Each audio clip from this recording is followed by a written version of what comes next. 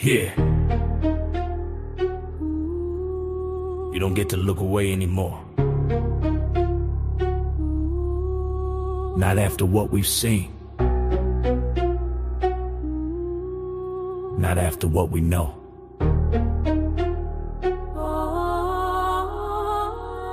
Can't sugarcoat evil, I refuse to disguise. Truth hit different when you look in their eyes. Little shoes on the staircase cold. Teddy bear stories that were never told. Paper trails buried deep in the vault. Everyone pointing fingers, not my fault. Money moves quiet, power moves slick. Smiles on TV while the system's sick. High walls, black cars, tinted glass. Closed door meetings, let the scandals pass. You say conspiracy to silence the room, but the victims ain't theories, they carry the wounds. We were distracted, divided by noise, arguing headlines, girls and boys. Meanwhile, predators leverage position, protected by status, wealth and tradition. If justice blind, who tied the cloth? Who benefits most when the truth gets lost? If power's clean, then why the fear? When sealed up, pages start coming near. Wake up, no more shadows, no more silence, no more halos. You can't hide behind the fame. If you fed the fire, you share the flame. Wake up, hear that sound, that's the truth. Breaking ground for every child who lost their life. We stand up, we fight tonight. 400,000 missing a year. Tell me why the number don't trigger fear.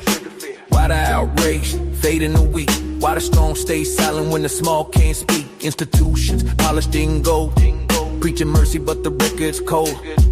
If you knew and turned away, silence made you complicit that day. Not left, not right, this ain't a side. Evil don't care about party lines.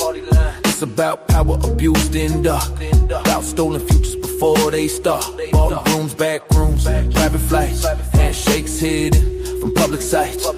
If your wealth was built on pain, history gon' carve your name. Truth don't die, it waits its turn. Every lie got a fuse that burns. When it sparks, don't act surprised. We warned you once, we're done being quiet. Wake up, no more shadows, no more silence, no more halos. You can't hide behind the fame. If you fed the fire, you share the flame. Wake up, hear that cry, that's a child asking why. For every tear that fell unseen, we breaking chains, we intervene. Don't call it hate when we call out wrong. Protecting children ain't extreme, it's strong. You uncomfortable, good, sit with it. Truth ain't gentle when it's explicit. If the stage was bright, but the deals were dark. If the laughter masked a predator's mark. If you profited off the broken and small, the reckoning coming for one and all. No more heroes called from lies. No more idols we idolize. Character measured by what you defend, not the image you try to send. This ain't vengeance, this is guard duty. Standing 10 toes for human dignity. If you righteous, then stand with us. If you guilty, start feeling the rush because the tide turning. You feel that shift. No more shielding, the powerful click. Every child worth more than gold, and we the generation bold. Hold the line, protect the young. No more deals behind closed doors done. If we the people, prove it now, not someday later, not somehow. Love ain't passive, faith ain't blind, justice required, it's a spine. Wake up, no more shadows, no more silence, no more halos. We see through the polished lies, truth reflected in our eyes. Wake up, hear that sound, that's the system shaking down. For every child who lost their life, we stand up, we fight tonight.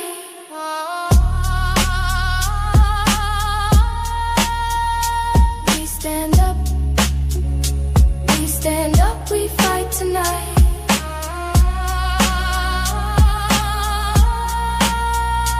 We stand up.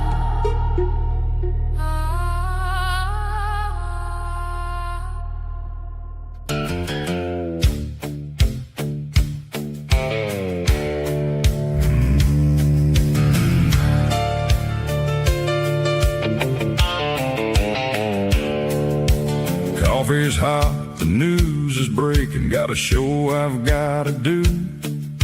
Microphone and lights are waiting, and it's damn near 2:30. But there's a white-haired little shepherd with a look that leaves no doubt. Ain't a thing getting done around here till I go wear Maddie out. I gotta go wear Maddie out before she wears me thin.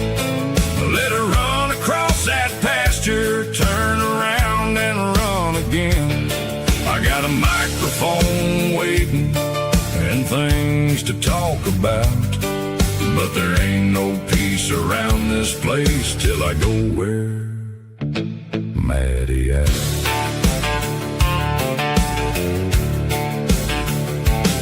She don't care about the headlines, she don't care who's right or wrong.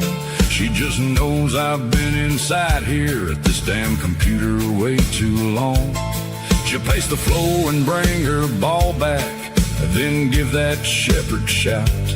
She's got one item on my schedule: get your ass up, take me out. I gotta go wear Maddie out before she wears me thin. Let her run across that pasture, turn around and run again. I've got a microphone waiting and things to talk about, but there ain't no peace around this place till I go wear Maddie out.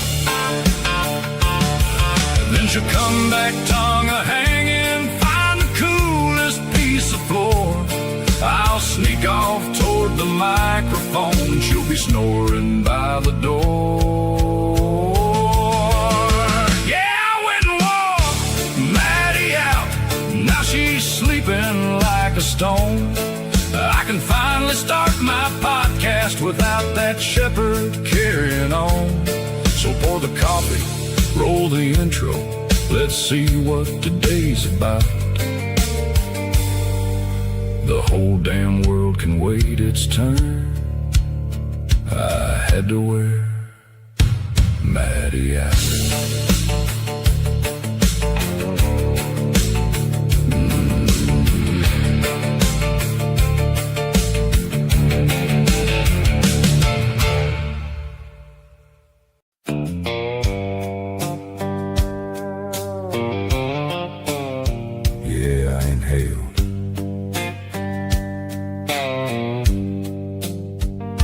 Before you strike that match tonight, before that little ember blows, ask yourself what brought you here and what you're hoping this might do.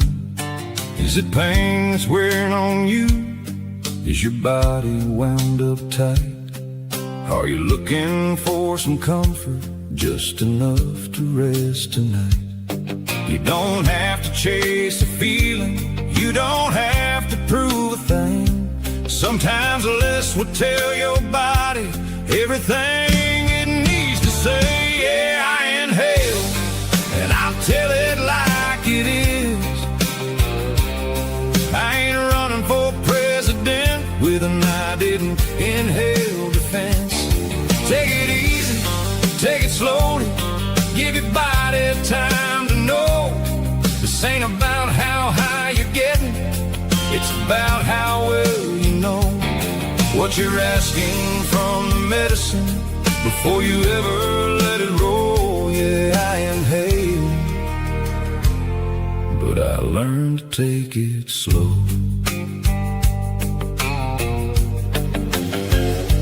Maybe smoke is how you take it, maybe tincture works instead. Maybe CBD brings comfort when it's finally time for bed. Everybody has a language, and no two will speak the same. So listen close to what yours tells you, don't turn healing to a race. Take a little, give it time, notice what has changed inside. Did the shoulders finally loosen? Did the noise begin to quiet? Yeah, I inhale, and I'll tell it like it is. I ain't running for president with an I didn't inhale defense. Take it easy, take it slowly, give your body time to know. This ain't about how high you're getting, it's about how well you know what you're asking from the medicine before you ever let it roll. Yeah, I inhaled, but I learned to take it slow. There's a difference between escaping and giving yourself some peace. There's a difference between wanting more and knowing when you've reached that little place where pain backs down, where you finally breathe again. That's when you put the medicine down and let the healing settle in. Yeah, I inhaled, I won't pretend I didn't. No campaign speech, no clever little spin. I learned to listen to my body. I learned that more ain't always more. Know your reason, know your purpose, know what you're reaching for. Respect the plant, respect yourself, and give the medicine room to work. Yeah, I inhale, and I ain't ashamed to say it worked. Know why you're reaching for it, give yourself time to know. Sometimes the wisest thing you learn is when it's time to let it go.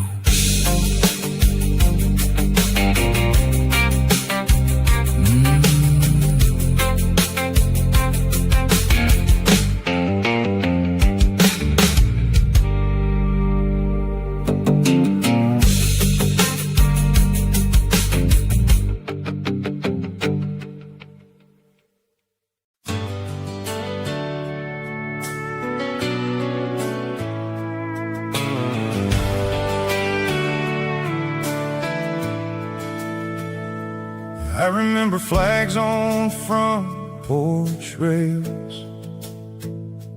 old men standing when the anthem played,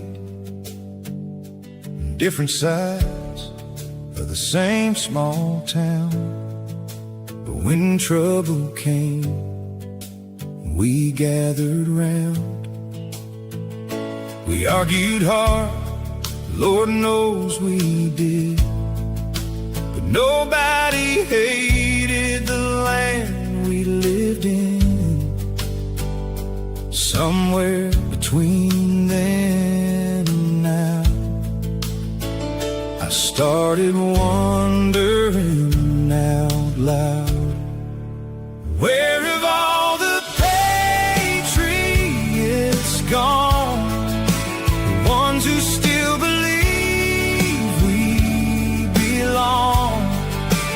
Not left or right, not red or blue, just Americans seeing each other through. The ones who stand when the going gets long, who love this country enough to right what's wrong. I know you're there, so sing along. Where have all the patriots gone? You don't have to pray the way I pray. You don't have to vote the way I do. You can come from 1,000 miles away and still make the red, white, and blue yours too. But if you're gonna call this country home, don't just take from the seeds we've sown. Bring your hands, your heart, your hopes along, and help us keep this nation strong. Where have all the patriots gone? The ones who still believe we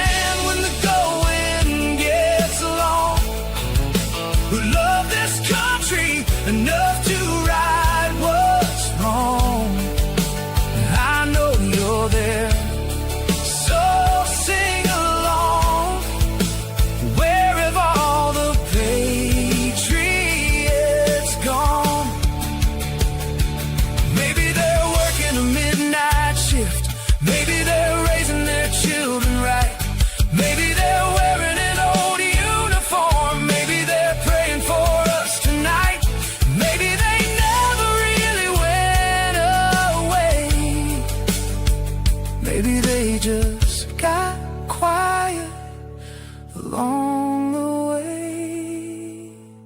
So here's to all the Patriots home. You never were as far away as I thought. You're in every hand that helps someone up. Every freedom somebody stood and fought for. We can disagree and still stand strong. Love this country and right what's wrong. Raise that flag and pass it on.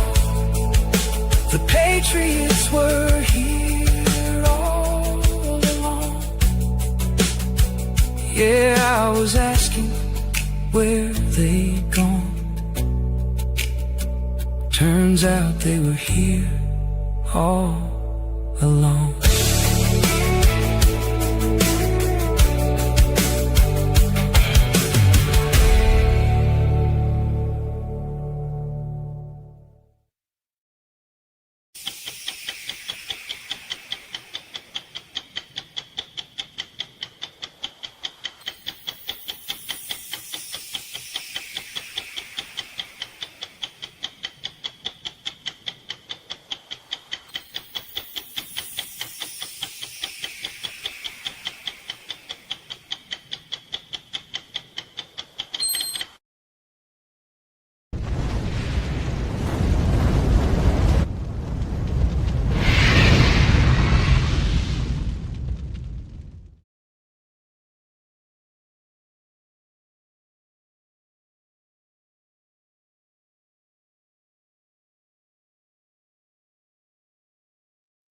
Well, good morning, mustard seeds, patriots, and those who are just joining us for the first time. You know, maybe this is your first time tuning in. Pour yourself a cup of coffee, settle in. Let's spend a little time together looking at what's happening in this crazy old world of ours. I apologize for getting started so late. Unfortunately, Maddie did not tire herself out. She was out running, and I had to catch her and get her back inside. So that's why I'm getting started. We got a full table today. We're going to talk about President Trump's increasing economic pressure on Iran and what that could mean for the Strait of Hormuz and oil prices here at home. We'll look at the latest major Russian attack on Kiev and where continuing developments surrounding Gaza and the efforts towards peace there. And we'll take a look at the United States and Canada as the trade negotiations continue. And then there's the sixth story that comes to mind. And I specifically wanted to add today what's happening with deportations, including the changing methods being used to remove people from the country and what the actual numbers are telling us. Because we're talking somewhere between 26,000 and 30,000 in the last 10 days. So that's an average of about 3,600 per day that are getting deported. Now, some of those aren't exactly cheerful subjects, but that doesn't mean we're going to spend our morning buried underneath doom and gloom. All right, because underneath all of today's headline is something I think is worth remembering. We're still here. We're still paying attention. We're still asking questions. We still have reasons to believe tomorrow could be better than today. And that's actually going to lead us into something else I've been thinking about. Where have all the Patriots gone? Maybe they haven't gone anywhere. Maybe they're working. They're raising families, helping neighbors, serving their communities, and praying for this country and quietly doing their part every single day. So today we'll talk about the problems. We'll celebrate the good wherever we can find it. We'll probably disagree on a thing or two, but that's normal because that's when I say fuck you and just keep going with what I'm doing. And hopefully we'll leave this gathering a little more informed and a little more hopeful than when we arrived, right? Porch light is on, the coffee's hot. You're among friends. Welcome to Hawk's Mustard Seeds. Yeah. How was that for a monologue? I started writing that as soon as I got up this morning. And I was like, I got to get this right. I got to get this right. As I was going through the news, I was like, I got to get this right. So we're gonna start off. We got a couple of little things. Actually, I didn't mean to do that. I meant to do that. There we go. Okay. I got a couple of things that we're gonna go into right off the bat, and let's. Where's my share screen? There it is. I forgot to put my glasses on, which is normal for me. Yeah, we're gonna start off with our VP. JD Vance. Here we go. Obviously oil prices are elevated, which people see at the pump, but they have come down substantially from their high point. And that's because we've been able, despite the Iranians shooting at commercial vessels, we've been able to get a lot of oil and gas out of the Strait of Hormuz. Is the audio working? That was the one thing.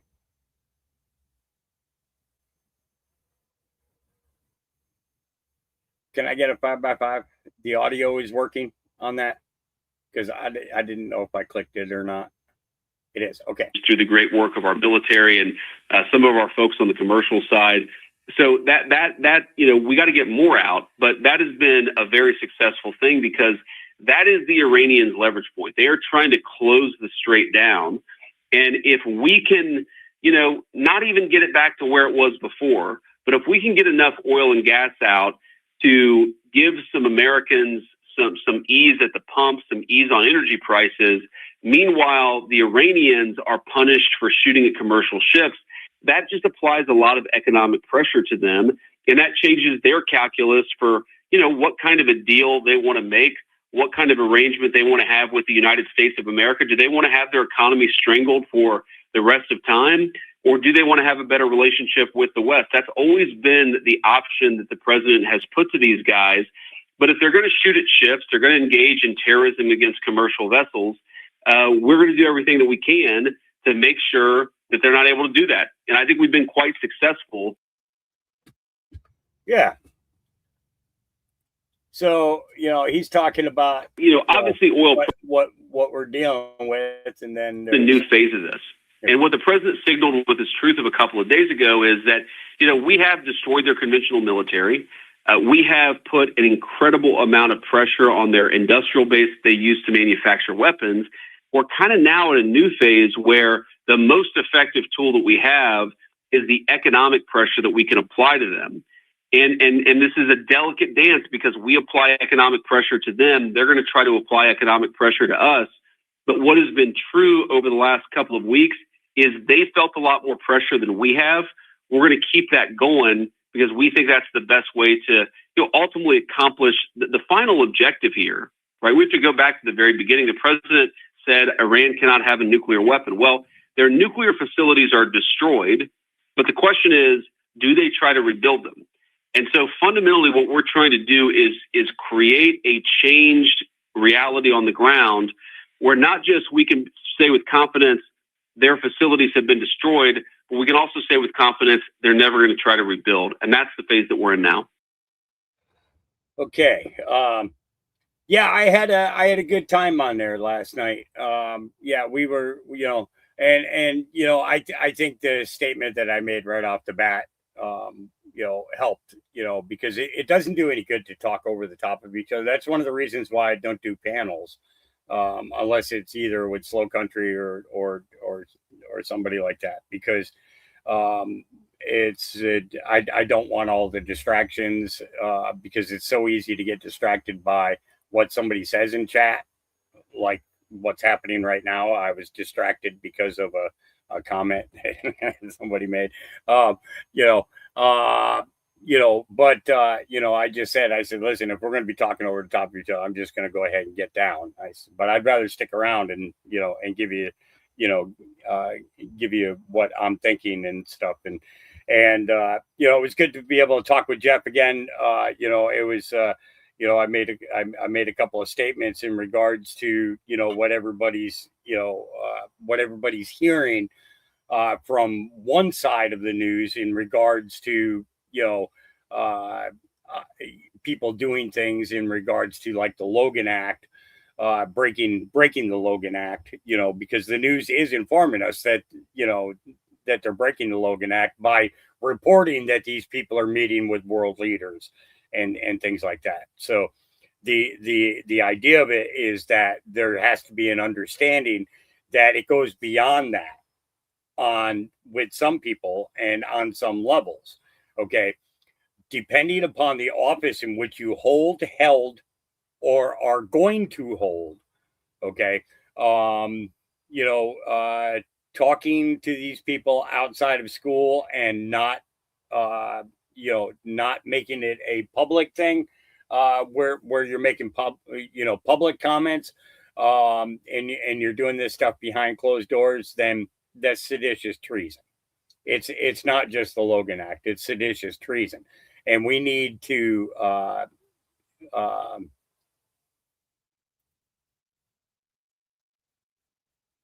we need to make sure that people understand that it goes a lot farther than that. The Logan Act is a way for you to start the conversation, okay? Because if you look up the Logan Act, okay, so basically, you can go just like this. All right, here's an easy way to do it, and this could be you could literally take advantage of what is going to happen right now. And I'm going to use the microphone, so it's going to it's going to be weird. This is going to be weird. Good day to you, Grok. I have a quick question for you. If I was to ask you to summarize in a very simplistic way to how would somebody start a conversation to explain the Logan Act so that you can get into that topic of conversation without offense, of course? Hey, you know how we always talk about how only the president and his team should handle talks with other countries? There's this old law from 1799 called the Logan Act that basically says private citizens can't go off and negotiate with foreign governments behind the government's back. It's super rare and nobody's ever really been convicted under it, but it pops up in the news sometimes. Want me to break it down more? No, that was perfect. It was my viewers. We were just talking about a way to start a simple conversation with somebody in order to begin a conversation, to get somebody susceptible to understanding truth, law, and so on. Thank you very much for your time. You're very welcome. Glad it hit the mark for your viewers. If you ever need more simple openers for other tricky topics, just holler. Have a great one. Okay, so basically, it's you can get a little guidance, okay, as to, all right, how can I do this? And basically the way that she did it was there was nothing for anybody to become offended by. Okay, we're all private citizens, right? So am I going to go meet with Mark Carney in order to, decide how the fate of tariffs will be for our country? I'm a private citizen. What power do I hold? I hold none. Now, we the people do hold power to a certain extent, okay? Um, but where it comes to making these deals and making these arrangements, whether it's in regards to any type of foreign policy, okay, um, if we don't have an ear at the table, we shouldn't be getting involved. If we don't have a voice at that table, we shouldn't be getting involved. However, when it comes down to the topics and what the outcome is, that is where we have something to to say about it. That is where we, the people, say, yeah, we agree with this, or no, we absolutely do not, and we will fight against it. Is basically what it goes down to. I don't talk to anybody's back door, James. Okay, they talk to us. Okay, but I don't talk back to them. No, no, I don't. All right. Let's see. Actually, this is new news. It's because I opened a new page, but this is kind of interesting. Just in after 69 days of Mitch McConnell being totally MIA, President Trump says he's okay with term limits, but it's almost impossible. Remember, the people that have to pass them are the people that are going to be voting on them to get out of office. So it's a little bit tough. That's not the easiest vote to get, is it? And it's been about 69 days since we've seen Mitch McConnell. Sometimes when you look at Congress, it looks like the cast of the moon. But I read a Cindy Adams column in the New York Post recently, and she talked about how we need term limits and someone needs to hold Congress accountable. Maybe you should be the person to do it. Would you support term limits for Congress or some type of cognitive testing? Because maybe if we had that the last 4 years, we wouldn't have ended up in some of these messes. So term limits are very popular with the public. I've seen it both ways. I've seen where people go in and they get termed out and they're very talented and they're at the height of their career, politicians, and you end up with total rookies in there, nothing gets done. And I've seen it the other way where people are there too long. We see that all the time. I see both. I always like to say that a term limit is an election.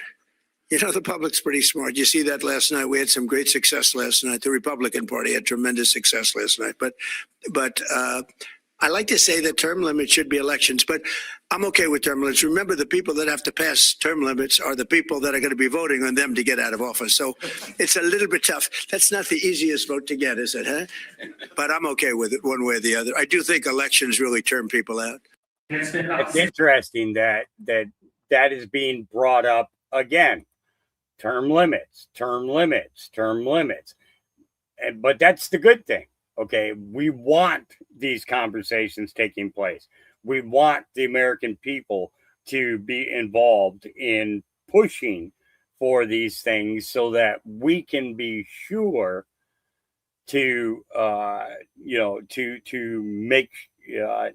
guarantee our protections from people who are only there to steal from us or to lie to us.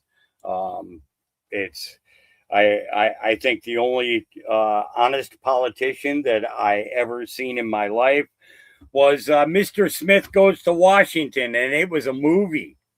Other than that, I don't think I've ever seen a squeaky clean politician. Trump's not a politician, by the way. He's only been a president. He's never been a senator. He's never been in Congress. He was never part of the bureaucracy. So he can't be included, but all these other people can be. All right. So just now, Greg Abbott hits back at Keith Ellison, who is suing to force Abbott to extradite an ICE agent to Minnesota. Let's take a listen. Well, what you just heard from Keith Ellison there, he said your refusal to extradite Castro is unconstitutional. He says it violates federal law and Texas law. He says he's not going to stand for it. He's taking you to court. What's your message back to Ellison? Well, first thing to Ellison is Ellison has no credibility. He is in a state that may be the national leader in committing fraud against the United States of America and against American taxpayers. Now Minnesota is being investigated for about $9 billion in fraud in their Medicaid system and other federal programs. And so they are the last people to put any credibility on whatsoever. But more to the point, go back to the point that I told you about just before, and that is the fact decision the governor has to make about whether or not the person being sought to be extradited is or is not a fugitive. He didn't say anything about that. He really doesn't know what's going on about that. He's just talking without thinking through all the elements of what a governor must decide. Well, the courts have said that you need to respond by Monday, so we'll see. You guys still got a couple of days.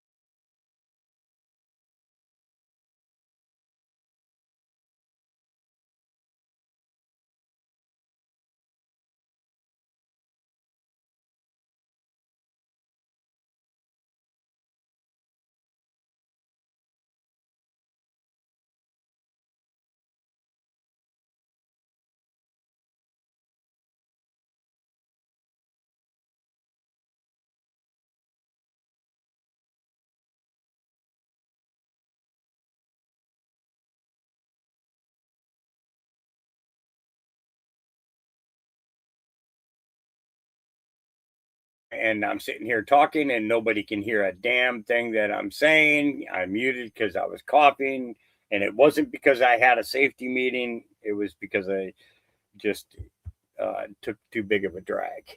Yeah. But this situation with Ellison, to me, getting that ICE officer back before the midterms through extradition would give Ellison platform to be able to continue to hold office. This is all a political stunt, okay, as far as I'm concerned, where Ellison is concerned. I think that the investigation into him and the crimes that he has committed since being the district attorney or the state's attorney for Minnesota goes well beyond any notion that this guy should be holding office after this year. None. So yeah. But seeing, that we mentioned safety meeting, I guess we might as well go ahead and have a quick one, because I'm just saying we need to have. Sometimes you got to have a quickie. What? Don't look at me like that. Okay, I'm just saying that sometimes, what's right is right. Yeah. What's right now?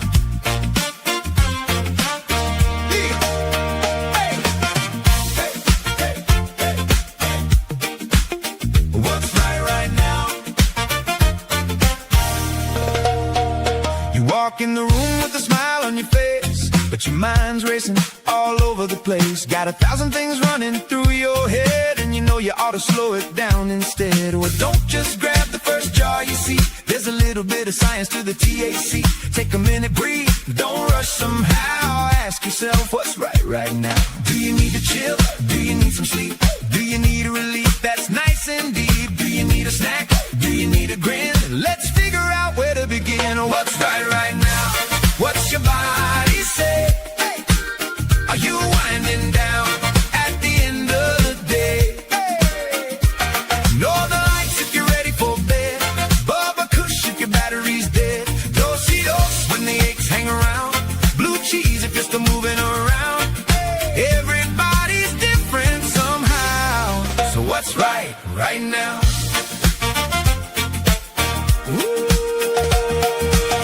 Northern Lights says turn down the speed. Let your busy little brain be free. Tie an Afghani on a sleepy ride, like a warm blanket by your side. Then Bubba Kush walks through the door, says, buddy, you ain't working anymore. It's the melt into the couch parade. Cancel your chores that you already made. Need some comfort, need some peace. Need those busy thoughts to cease. Don't overthink, don't wear a frown. Listen when your body's talking now. What's right now? What's your body say?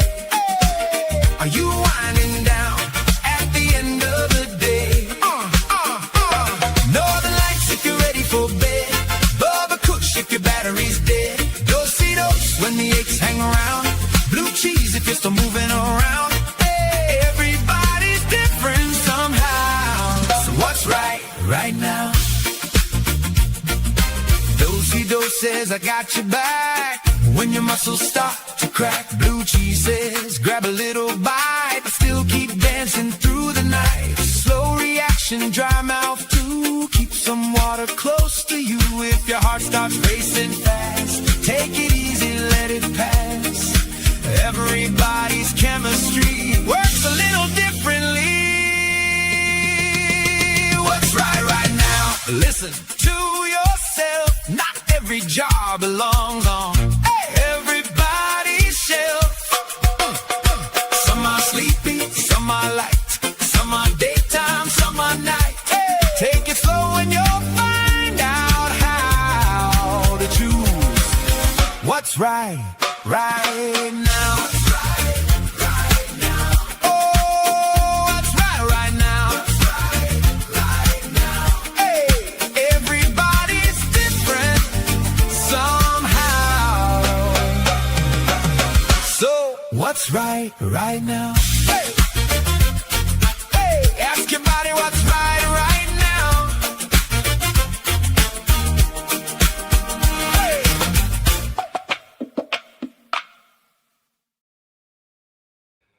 You know what's really cool? Let me tell you what's really cool.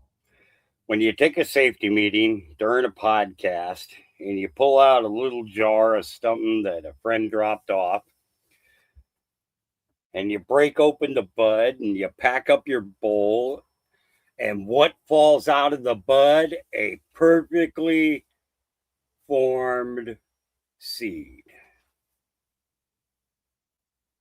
ready to be planted.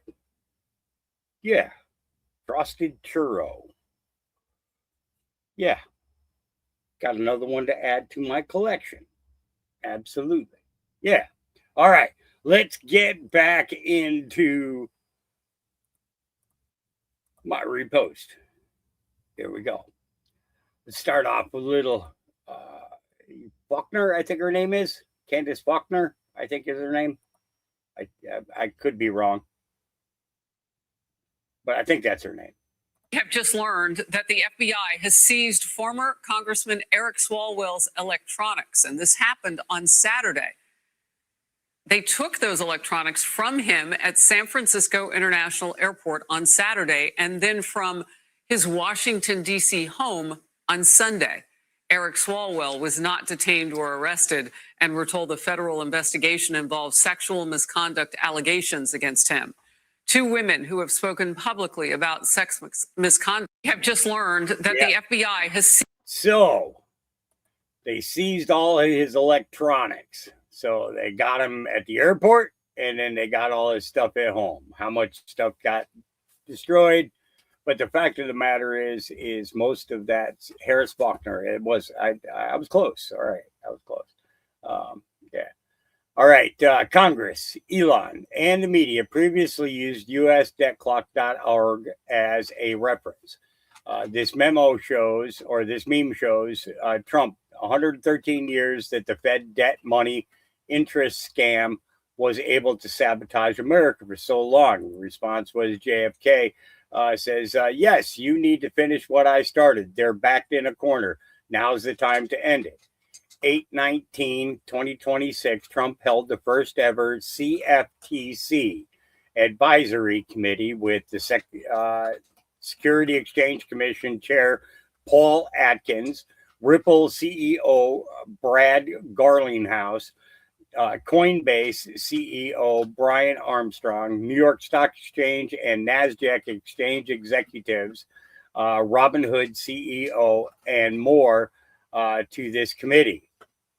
And what we have here is we have this image. Let me open it and make it bigger because of the fact that sometimes it's the small details that can give us, a little bit more focus, right? Okay, we'll go with that. There we go. All right, so presidential disclosure executive order alchemy. 113 years. It's hard to believe that the Fed debt money interest scam was able to sabotage America for so long. So he's got golden bulldozer down here. And he's standing on top of the Federal Reserve while Kennedy is standing on the United States President John F. Kennedy. I think this is a presidential seal coin, something like that. So this was one of the what do you call them? The memes that were put up on the U.S. debt clock. All right. Now the one that brings to mind a little bit farther down the line, I have another image that I'm going to show you. So this could be quite interesting to say the least. Let's see if there was. Oh, here it is, right here. Okay, so this was it, and I showed you guys this last week. Silver steamroller. Okay, when we'll be able to let the price of silver loose and crush the Fed? We are still planning for a silver revaluation as a pre-Fed takedown scenario. Okay.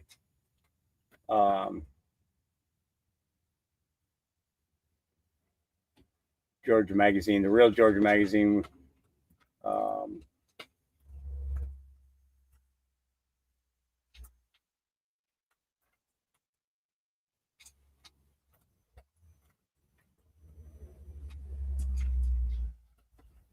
This is okay.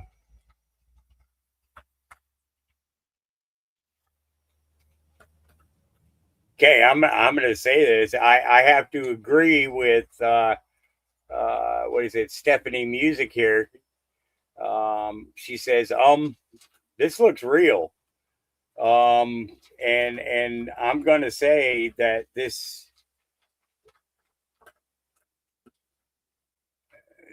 does look real. This absolutely does. And Grok, is this an AI generated? Let's see.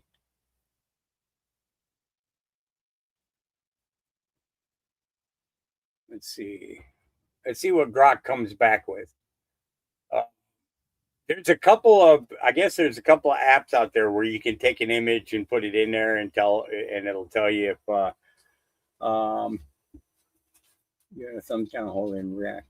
The original post displays a cartoon promoting the app. The exchange highlights. Is the image real?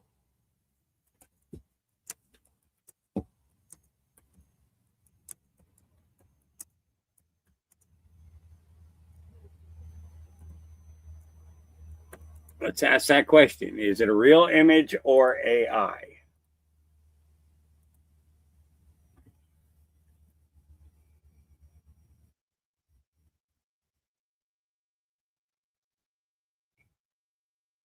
I mean, AI should be able to detect AI better than we can, right? Am I correct in saying that?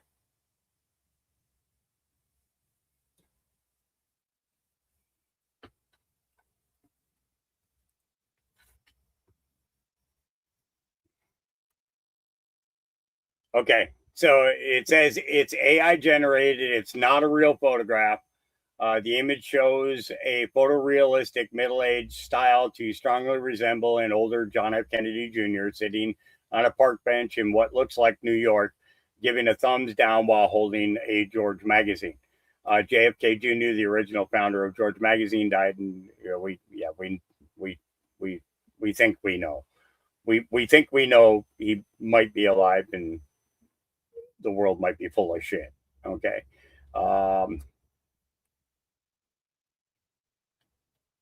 So there's no connection to the original staff. Independent reporting describes it as routinely using AI generated imagery and content. The ultra clean composition, lighting, and magazine prop details are classic signs of current AI image models.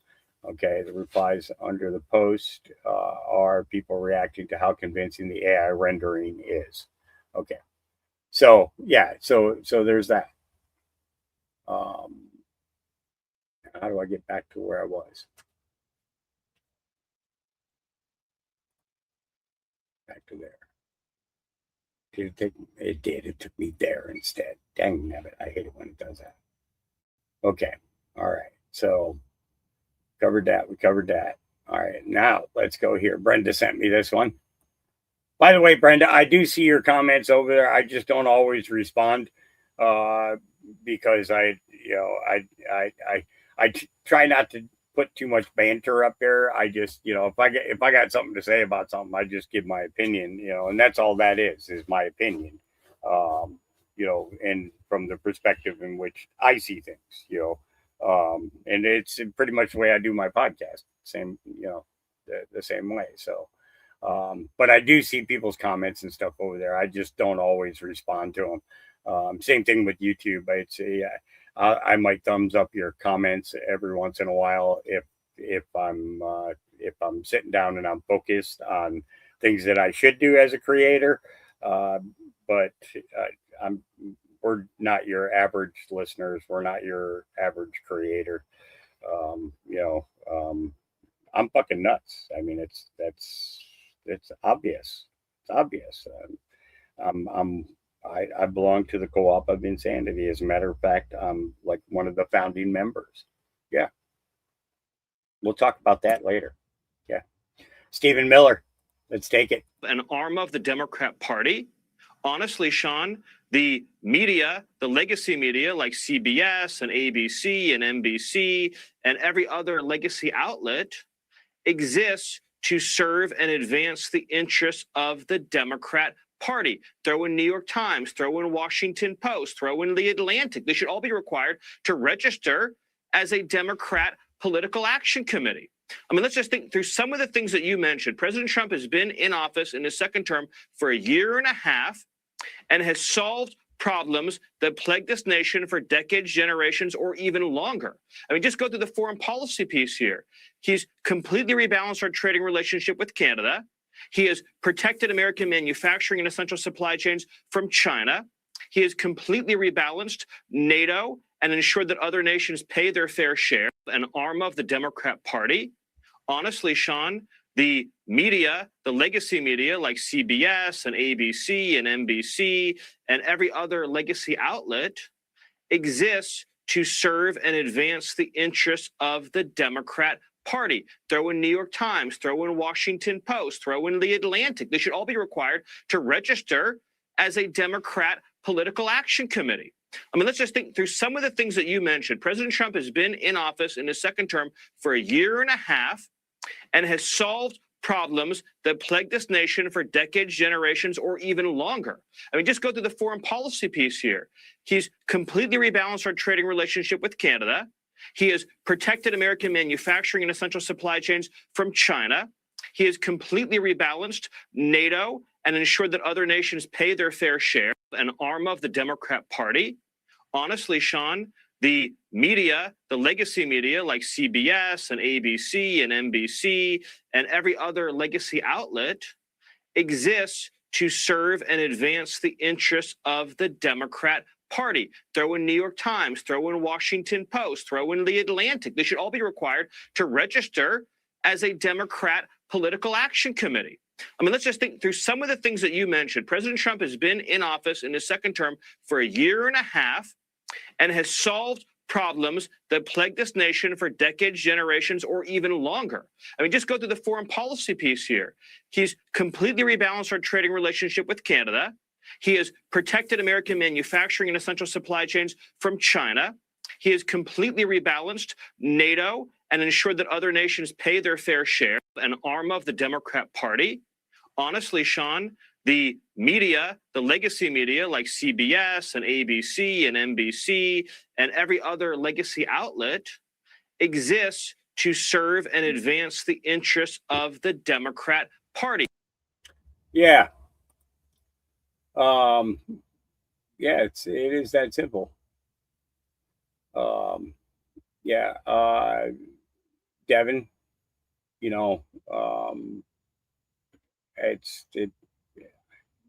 I don't care. This is the thing is when you build a channel, over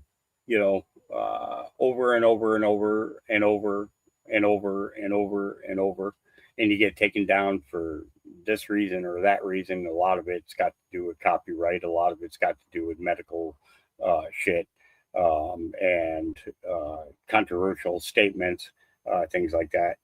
You finally get to a point where you just do things your fucking way and say fuck the rest. Okay. I'm not going to stop my music. It's not going to happen. It's just the way it's going to be. People don't like it, they can leave.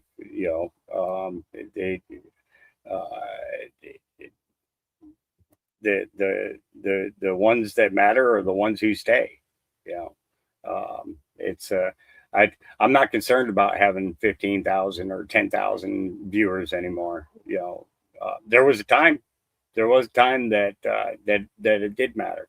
That's when we were doing the prayathons and things like that. We'd have 500 to 700 people, and as soon as I cut back on those, a lot of those people wandered off. You know, and and then there's having to rebuild over and over and over again.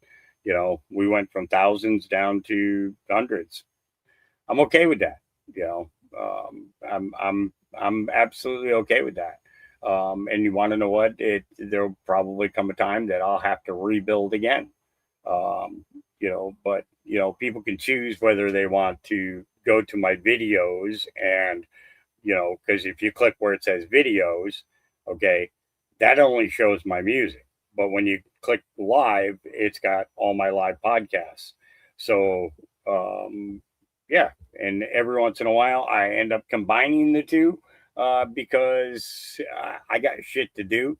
I got the playlist already made, and I'm outside doing something with the speaker on, while everybody's sitting back and chatting.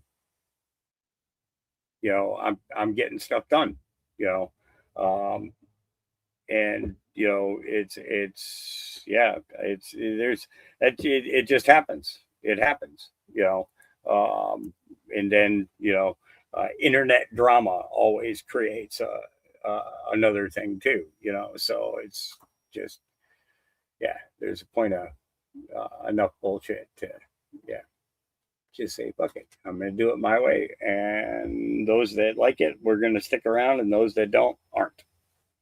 So but back to this. No more distractions. Wall Street Bakes. Middle Creek Elementary School in Apex, North Carolina is telling parents if they don't like the school hiring transgender teachers, then pull your kids out and homeschool them. What? Yeah, let's see what Wall Street put together. Parents shouldn't have to pass an ideological test to participate in public education. Oh, here's what our detractors are telling us, by the way. You don't support the school hiring a trans teacher? Maybe public school isn't for you or your family. Maybe homeschool. Maybe private school. That's right. Maybe pay taxes into the school system and then pay again to escape from it. Point is, parents, not administrators, not academics, not social justice activists, remain the primary moral authority in the lives of their children. And I'm not surrendering the formation of my children to people who think my family, our traditions, and moral convictions are something they're obligated to disrupt. God entrusted their upbringing to us, not overeducated administrators with late-stage luxury beliefs. And that's not hatred, that's fatherhood. And I'm here tonight because when a member of our community is being targeted or publicly vilified, we have a responsibility to speak up. Tonight, I'm speaking in support of an educator, a young teacher who's in her first job out of college. She chose education. She chose to serve children. She chose to bring the arts, creativity, and learning to the classroom. And instead of finding encouragement, she has become the target of political attacks because of how she wants to show up in the world. Let me be clear, no teacher should be targeted, harassed, or publicly vilified because of their gender identity. As the NAACP, we believe in equal protection, dignity, and fairness for every member of our community. We also believe that our schools should be places where children can learn and educators can do their jobs without being turned into political targets. Unfortunately, there has been no photo released of this transgender teacher, but what's going on here? So according to this, it looks like they just recently hired this Middle Creek Elementary School in North Carolina, hired a transgender music teacher for the upcoming 2026-2027 year. The teacher identified in some outlets as Aria Derrick, previously Canon. He now presents as a female non-binary and referred to as Ms. in the classroom. So he's a male demanding to be called Ms. And look at this. He shows up to school wearing feminine clothing, including dresses and skirts. So we have a biological male teaching elementary school students and demanding to be called Ms. wearing a dress. This is where we are as a country.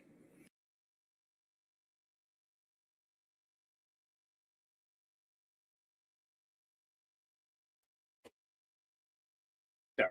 had to get the door closed. All right. Yeah.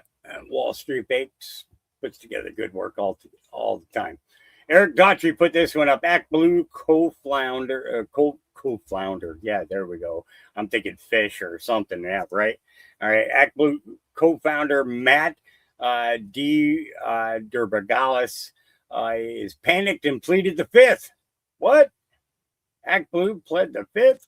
Your board chairman said Act Blue accepted up to 38 million contributions in 2024 that had the signs of foreign origin. How much fraud is too much fraud?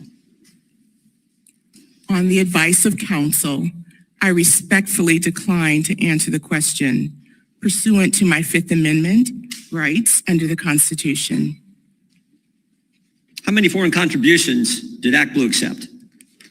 On the advice of counsel, I respectfully decline to answer the question pursuant to my Fifth Amendment rights under the Constitution. How much money did Act Blue accept from Russia? On the advice of counsel, I respectfully decline to answer the question pursuant to my Fifth Amendment rights under the Constitution. Why did your entire legal team quit? Your in-house legal team? On the advice of counsel, I respectfully decline to answer the question pursuant to my Fifth Amendment rights under the Constitution. Did your legal team quit because of reduced fraud standards? On the advice of counsel, I respectfully decline to answer the question pursuant to my Fifth Amendment rights under the Constitution. Understand. And we won't keep you here all day, but let me just do one more. Did you weaken your fraud standards to help Democrats? On the advice of counsel, I respectfully decline to answer the question pursuant to my Fifth Amendment rights under the Constitution. Mr. Chairman, I appreciate the good work you and your committee are doing. I remember that. I remember that hearing. So this comes after Act Blue is accused of allowing foreign donations that infiltrate us or infiltrate U.S. politics for Democrats without proper measures to stop it. Here's the shocking exchange between Representative Jim Jordan and Act Blue official when they also pleaded the fifth. Shut it down. And, your board chairman. Something's gonna. I think something's gonna come up with that relatively soon. Wouldn't be constantly being brought to our attention. Nick Sotor put this out, breaking the FBI has disrupted an ISIS-inspired terror plot in New York. Here we go. Thank you. Well, breaking moments ago, the FBI says it disrupted a potential ISIS-inspired terror plot in New York. The agency tells Fox they've arrested a 35-year-old Albany woman accused of plotting to bomb the state capitol and kill lawmakers. According to a criminal complaint, Jessica Bowie pledged allegiance to ISIS and allegedly planned to hide a bomb inside a DoorDash bag, hoping to strike while state senators were meeting. Governor Kathy Hochul expected to speak next hour, where we could get more information about all of this. Sandra. All right. Yeah, that's actually going on right now. Actually, I wonder if there's an update on that. I want to take a look here real quick.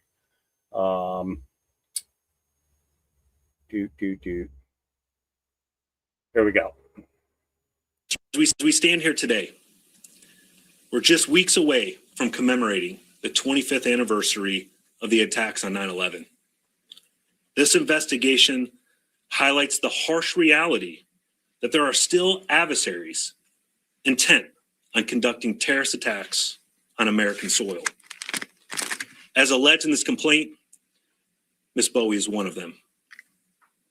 You'll see in the court documents that she once wrote, quote, "Praise be Allah" for September 11th. Also in the court documents, she told the source that she went from a little girl waving an American flag after 9/11 to now having stickers of the fallen towers. Folks, let that sink in.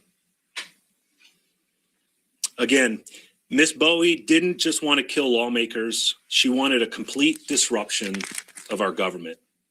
And after that, she planned to flee the country and one day come back to, quote, do more, such as New Year's Eve in Times Square. even stating she would come back to attack the White House and the president, but only after she bombed the state capitol. I'm here with our partners to say, not on our watch. Let this be a message to any individual out there considering similar criminal acts. This FBI will find you. Under this leadership team, alongside our brilliant partners, we're moving more decisively than ever to identify, locate, arrest criminals before they can carry out their alleged plots. Since the beginning of 2026, this FBI has already prevented over 400 individuals from carrying out such alleged attacks here at home and abroad. Yeah. So, yeah. I guess we found our update real quick too, didn't we? Yeah. And then Scott Bissett. This was about 3 hours ago. What it says is that the Democratic attorney generals who filed a ridiculous lawsuit against this administration wanted the money to go back to the payer of record. So that is corporate welfare. The American people had that money. And if I hear another Democratic legislator make the inane remark, the American people should get the money, the American people had the money in the U.S. Treasury, and we were forced to give it back. But using the 301s, which have survived more than 5,000 suits, that we will get that tariff income back. But what you are seeing is that we don't know the discount that Target got from the Chinese suppliers. So, this is a corporate bonanza, which I said it would be at the time. What it says is that the Democrats. So, and he's basically, saying, tariff refunds. The Democrat AGs who filed the ridiculous lawsuit against this administration wanted the money to go back to the payer of record. So that is corporate welfare. They want it to go back to the payer. They want it to go to the businesses instead of going to the American people. It's that simple. All right. Town hall, deep state.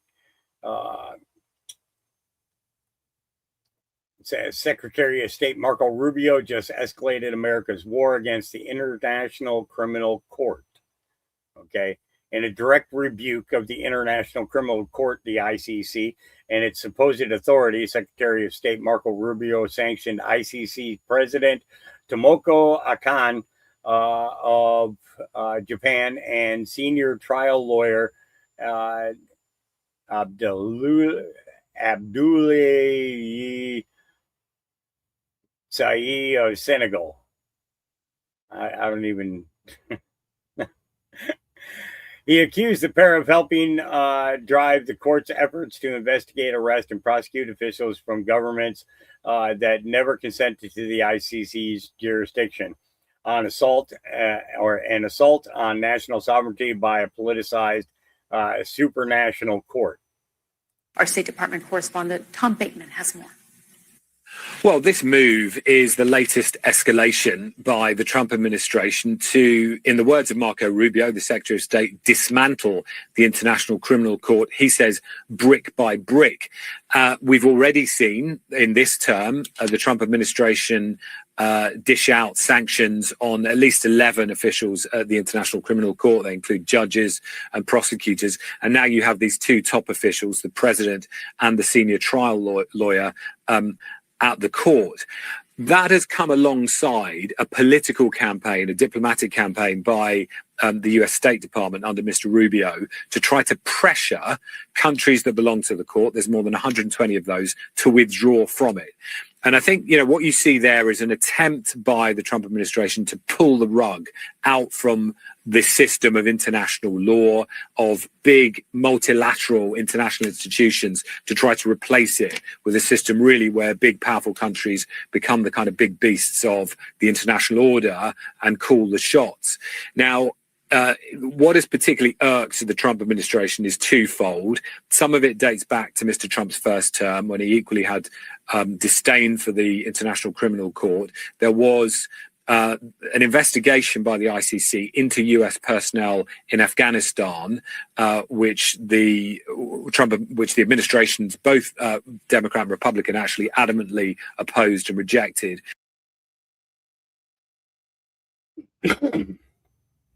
So, basically,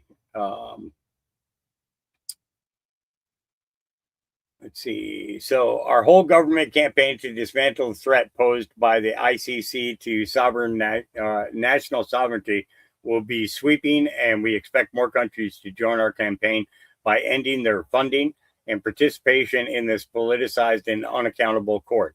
Rubio added, the ICC's ability to target American nationals and those of other non-state parties must end.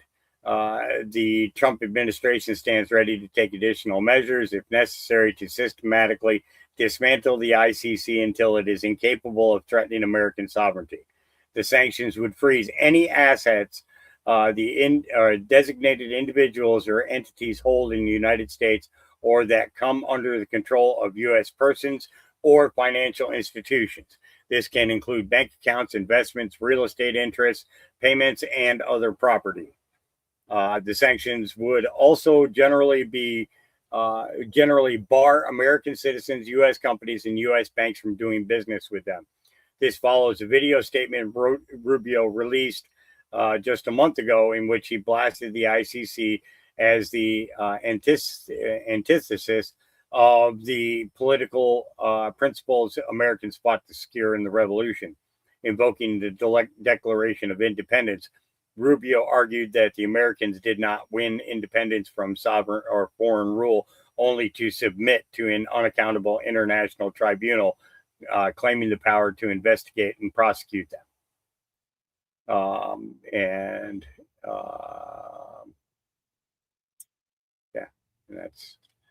That's that. Yeah, that's that. All right. Debriefing 17 says the Treasury is doing the Fed's job. Nobody asked the Fed. On Tuesday, the U.S. Treasury announced it was doubling the size of its long-term bond buyback program starting September 9th. Within hours, $820 billion flowed into gold and silver. Gold hit record highs. Here's what happened and why the market moved that fast. What a buyback is. The U.S. government borrows money by selling bonds. When it sells 30-year bond, it's promising to pay you back in 30 years, plus interest. A buyback is when the government buys those bonds back before they mature. It goes into the market and says, I know I owe you in 2054, but I'll pay you now. When the government buys its own long-term bonds, it puts cash into the market and pulls long-term debt out. That pushes long-term interest rates down in the same mechanical effect that the Federal Reserve does when it buys bonds, what they call quantitative easing. Except that isn't the Federal Reserve doing it. This is the Treasury Department. Why that matters. Managing interest rates across the yield curve has traditionally been the Federal Reserve's job. The Fed is supposed to be independent. It sets interest rates based on inflation and employment data, not on what the White House wants. The Treasury Department reports directly to the president. The Secretary of the Treasury is a cabinet member. When the Treasury buys bonds, it is the executive branch managing interest rates. Same mechanism, different chain of command. And the Treasury just doubled the program. Now add everything else that happened this week. This wasn't the only thing Treasury did. Sunday, Treasury published the proposed rules for how stablecoin digital dollars will be regulated. Every stablecoin issuer in America must be licensed. Every foreign stablecoin that wants to reach American consumers must come from a country that has a deal with the United States. And every licensed stablecoin user must hold U.S. Treasury bonds as reserves. Read that last part again. And every licensed stablecoin user or issuer must hold U.S. Treasury bonds as reserves. Okay, the government just created a new class of mandatory bond buyers. If you want to issue digital dollars, you must buy government debt to back them. Today, the Treasury International Capital data showed that foreign governments sold 29 billion in Treasury bills in June alone. The traditional buyers of American debt, foreign central banks, are leaving. Tuesday, Treasury doubled the buyback program. The government is stepping in to buy its own bonds as the old buyers exit. Also Tuesday, Treasury and the IRS proposed new rules restricting tax credits by immigration status. Okay. Last week, Congress banned the Federal Reserve from issuing a digital dollar. The Fed cannot compete with the private stablecoin system that Treasury is building. Also last week, FinCEN, a Treasury bureau, killed the requirement for American companies to report who owns them. The same FinCEN, same bureau, same week issued a record 125 million fine against UBS for not watching its own transactions closely enough. The pattern, here is what Treasury did this in 1 week. Wrote the rules for the digital dollar, created mandatory Treasury bond buyers through stablecoin reserve requirements, doubled its own bond buyback program as foreign buyers left, issued the largest bank fine in its category's history, killed a transparency rule for domestic companies, restricted tax benefits by citizenship status, and the IRS, which sits inside Treasury, helped trace cartel money in a narco-terrorism case 2 weeks ago. Here is what the Federal Reserve did in the same week. Nothing. Where is the Fed? The Federal Reserve is not writing the stablecoin rules. Treasury is. The Federal Reserve is not chartering the stablecoin issuers. The OCC, a Treasury bureau, is. The Federal Reserve is not managing long-term interest rates through buybacks. Treasury is. The Federal Reserve is not enforcing this goes on and on and on. This is like, yeah. But anyways, this just gives us an idea that they know what they're doing. And we don't. We don't know nothing. I don't know nothing. You don't know. We don't know nothing. All right. We do know about cows, though. We know about cattle. We've been learning that from Donovan, right? All right, Secretary Rollins. Listen, what we are facing in America today is the direct result of a war on cattle by the previous administration. Frankly, a war on agriculture and a war on farming in general. When you've got a prior administration that is basically blaming cattle for their crazy climate agenda, then you have a real problem. And you combine that with people are eating more beef today than ever before, which is actually really, really good news. Secretary Kennedy and I obviously been working on new dietary guidelines. We have big announcements coming up on new school lunches, and eating real food is right in the middle of all of that. And so while we're working on combining all of this, ensuring that our ranchers have what they need to continue to rebuild their herds. But listen, here's the good news. For the first time since 2018, we're now seeing a turn where the cattle numbers are now moving back up, where ranchers are retaining their heifers, their mama cows, how they breed, their heifers, are retaining at a higher rate than they have now in years. So I think the administration, President Trump's focus on our ranchers, on rural America, on rebuilding our food supply here continues to be a priority, and our ranchers are getting that message. Jackie, I think one really important point that it needs to go stated is this. The first time in American history in 2023, we became a net food importer, meaning that the Biden administration's policies basically wrecked what we were doing in America, and we started to import a lot more of our food. We cannot survive as a country, right? We will not know freedom unless we can feed and fuel ourselves. So the opportunity to change that trajectory, to work on that trend, and we're seeing that again for the first time in a number of years, is really, really important. Yeah. So it's kind of interesting, that this is coming now. And I'm gonna insert a little piece of knowledge. that I've been hearing for the last couple of weeks. A friend of mine, Griff, who's from the Christmas Island area of Australia. He's got a mountain ranch out there, and he was telling me that all he's had is twins. Every cow, every heifer has delivered twins. And surprisingly, the other thing that he said, his sheep are also only putting out twins. Now, I was talking with a rancher from the Montana area, and he was telling me that out of the 300 heifers that they run, that he has had nothing but twins. No singles, no single calf. All of them are producing double. It's like the bulls this year got super sperm or something because they're not shooting blanks. So yeah, it's so again, that also leads me to think about the biblical side of this and understand that it's not just man fighting this, God's fighting this too. And he is providing what we're going to need. Yeah,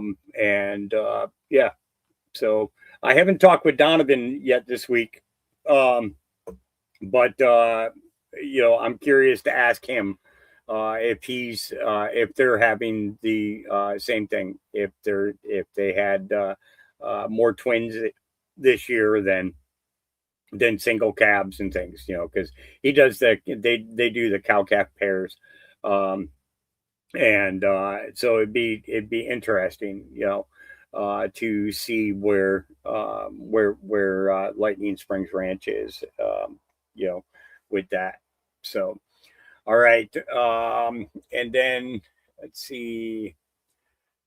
So this is on Abigail Spanberger's Virginia. Oh boy. Passport application, which should have been a 5-alarm fire and notice, and a judge had said, do not release him. Bureaucrats allowed him to walk. This is a time of systematic failure. And probably what is so shocking is we saw that Spanberger reversed the common sense policies of Governor Youngkin. He put together, his EO was Executive Order 47, putting together a statewide task force. We went after MS-13. We got over 100 MS-13 gang members off our streets, including the East Coast leader. It's amazing what happens. Passport application. Yeah. So, so there was, this is the jaw-dropping list of illegal alien murderers in Abigail Spanberger's Virginia. She has to resign. This is treason. All of them 2026. Okay, these are, those are 5 murderers that were released from jail who committed murder after being released from jail. So then we go here. An illegal alien killed a 27-year-old mother and her baby. Manuel Hernandez from El Salvador was illegally piloting a boat when he capsized in the overloaded vessel in New York Harbor. Thanks to the hard work of the men and women of ICE.gov, this criminal is off our streets and out of our waterways, and he will be deported after he faces justice. This woman brought her 2 kids out, for a boat ride and never came home. That the captain of an illegal charter boat that recently overturned in New York Harbor, killing a mother and her baby, is an illegal immigrant. He's now in federal custody. Alexis McAdams has the story now. This happened some time ago, and now we learned this, Alexis. Yeah, Bill, good morning. Yeah, really sad story for this poor family who got on the boat and didn't know who the captain was. And now DHS tells us the captain was in the country illegally. The feds tell us, Bill, he crossed the border back in 2007. How did he get in? Well, they say he just lied to agents and told them he was an American citizen. Now, Manuel Ernesto Hernandez Humana, who you see right there, is in federal custody. He's accused of running an illegal boat charter tour in New York Harbor. And they say this was going on for quite some time, even though he does not have a captain's license. But the passengers say they didn't know. Earlier this month, one of those tours turned deadly. The boat capsized, killed a 27-year-old mom and her 5-month-old baby who were out just for a night ride on the harbor. Investigators tell us the boat had too many people on board and capsized. There were no life vests. So when the people all fell into the water, some of them could swim until they were rescued, but this poor little baby and the mom could not be saved. Witnesses watched it all play out. But I just came in and I saw a lot of ambulances, firefighters, and then I saw that there were boats here, and then people were just speaking that there was a mother and a child that needs to be rescued from the water. DHS Secretary Mark Wayne Mullen is weighing in on the investigation. He says, in part, this criminal is off our streets and out of our waterways. And once he faces justice for his crimes, we will make sure that he is swiftly removed from our country. So I want to point this out because we talk about the battle, right, between ICE in New York City and ICE in New York State and federal law enforcement. It comes as New York is trying to limit cooperation with ICE. But since the Coast Guard is a federal agency, it was their investigation. Well, DHS review. So, yep. Feeling that the captain of an illegal charter boat. Yeah. All right. And then we got this. So it's fitting for us to be here today to announce the next steps in the Trump administration's agenda to usher in the golden age of rail in America. So today, I'm announcing a $5 billion, not million, $5 billion investment into America's rail system. $2 billion of these dollars actually are coming from an investment that the last administration made in high-speed rail in California. Now, I just want to, I want to see America have high-speed rail. I want us to invest in high-speed rail. Europe has it, Asia has it, America should have it. But the California project was never going to be built. The original projection was that this project was going to cost $33 billion. Well, the current projections are that it's going to cost over $230 billion. $200 billion over budget. Over a decade, not one not one rail track has been laid. And so we pulled that money back, and now we're able to redeploy it into great projects that will drive safety, innovation, and a better experience for the American people. But again, California and its rail was never going to be built. So let's build projects that we can actually deliver for by way of the American people.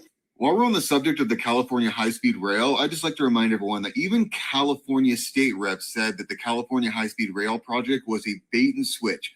No trains, no tracks laid. It was a complete bait and switch.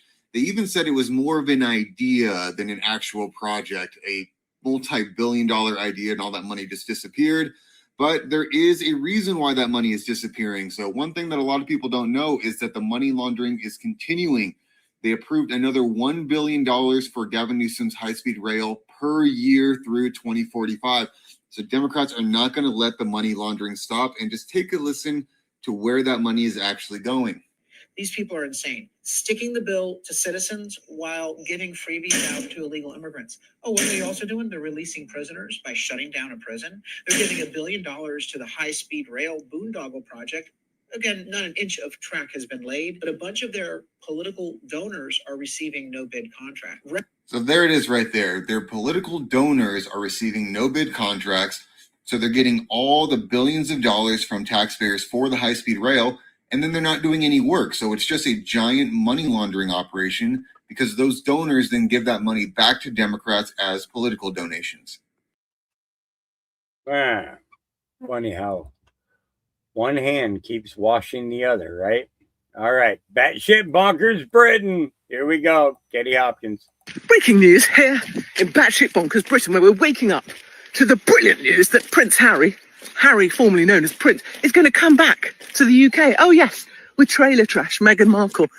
Having failed spectacularly at everything they've ever tried to do in America, including start businesses, be quasi-royals and hand out soup in kitchens to Palestinian women and try to be celebrities, that failed. Having said that the royal family were racist and gone on Oprah and scooped up all the plaudits while they could, now, with their tail between their legs, they plan on coming back to the UK to use the only leverage they have left, which is that Harry used to be a royal. They're not even going to be working royals. They're just going to rock up and get free housing. I mean, seriously, they're basically illegals at this point.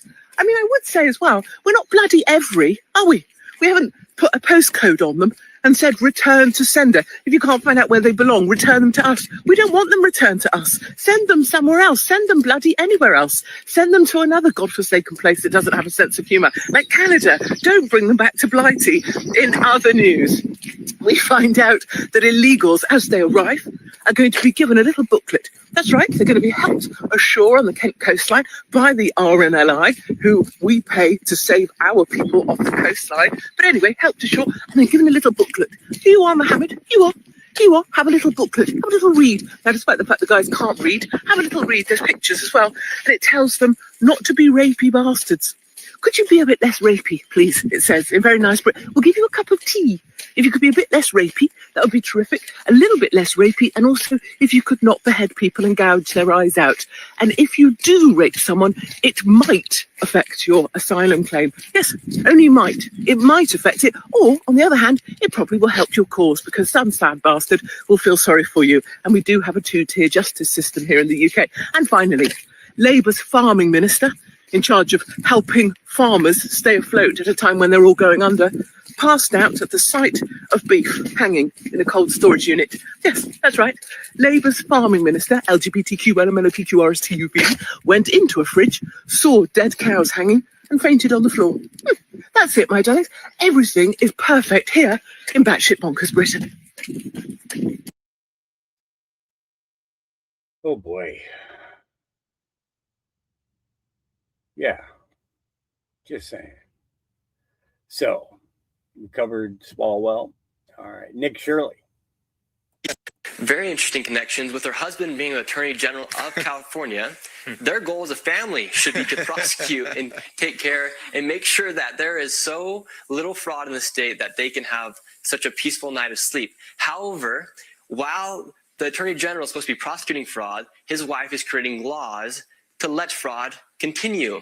They're specifically saying that NGOs who receive money based off immigrant services don't have to disclose their money. And so we know that they use those services to commit fraud. Very interesting connection. Yeah. So, Nick Shirley. So, California Democrat legislator has formally passed the Stop Nick Shirley Act, sending it to Gavin Newsom for signature. The bill will criminalize Shirley going around and confronting fraudsters while recording them and then posting it online, especially immigrant locations. It was pushed by California AG Rob Bonta's wife, lawmakers blocked Representative Carl D. Mayo from speaking out against its First Amendment violations. What are they hiding? Nick Shirley is too effective that California is crafting pro-fraud laws around him. You know, that's truth. Yeah. You don't hate the media enough. Here we go. Why is the Department of Justice going after small-time fraud? This is footage from a California Post story of a recent Justice Department investigation in which federal agents descended on a small grocery store in Los Angeles. The video shows investigators gathering evidence and arresting one of the guys who works at the store. He's now charged with paying cash for about $9,500 worth of food stamps. The amount of fraud he is accused of committing is very low by federal standards. Many U.S. attorney offices have long had rules that said it was only worth pursuing fraud cases if the dollar amount was $500,000 or more.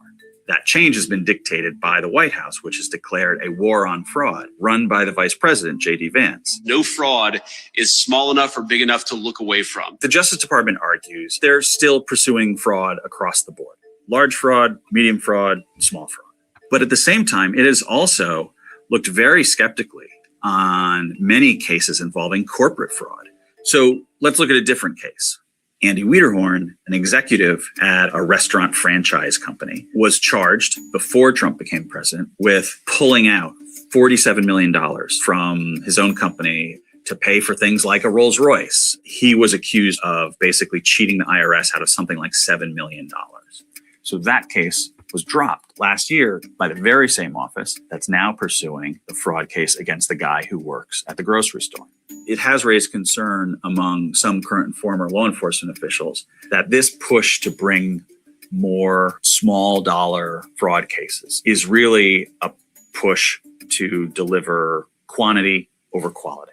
And the concern is that the more people you have doing sort of simple fraud cases, the fewer people you're going to have doing the tough cases. They will have less and less time to do the big impact cases, but you will get more indictments. Right now, it's unclear how far the Trump administration is going to take this pursuit of small dollar fraud, but they insist that they're just getting started.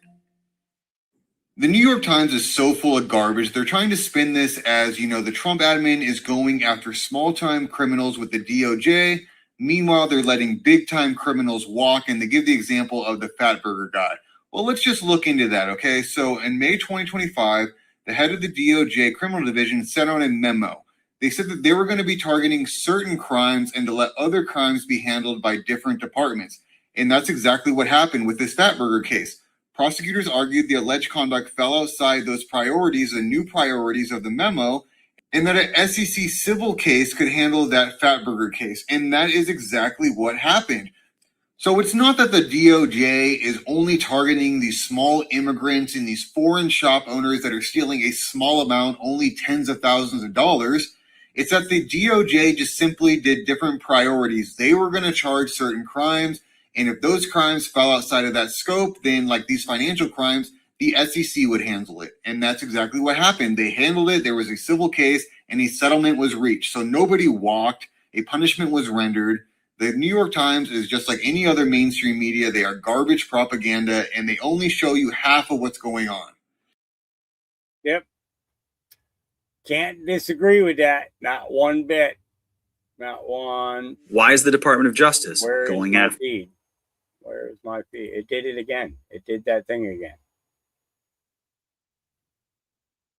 Oh, let's go back to here and get down to where we was. And see if the rest of the stuff is there. Where is the rest of my... This is uncool. Absolutely uncool.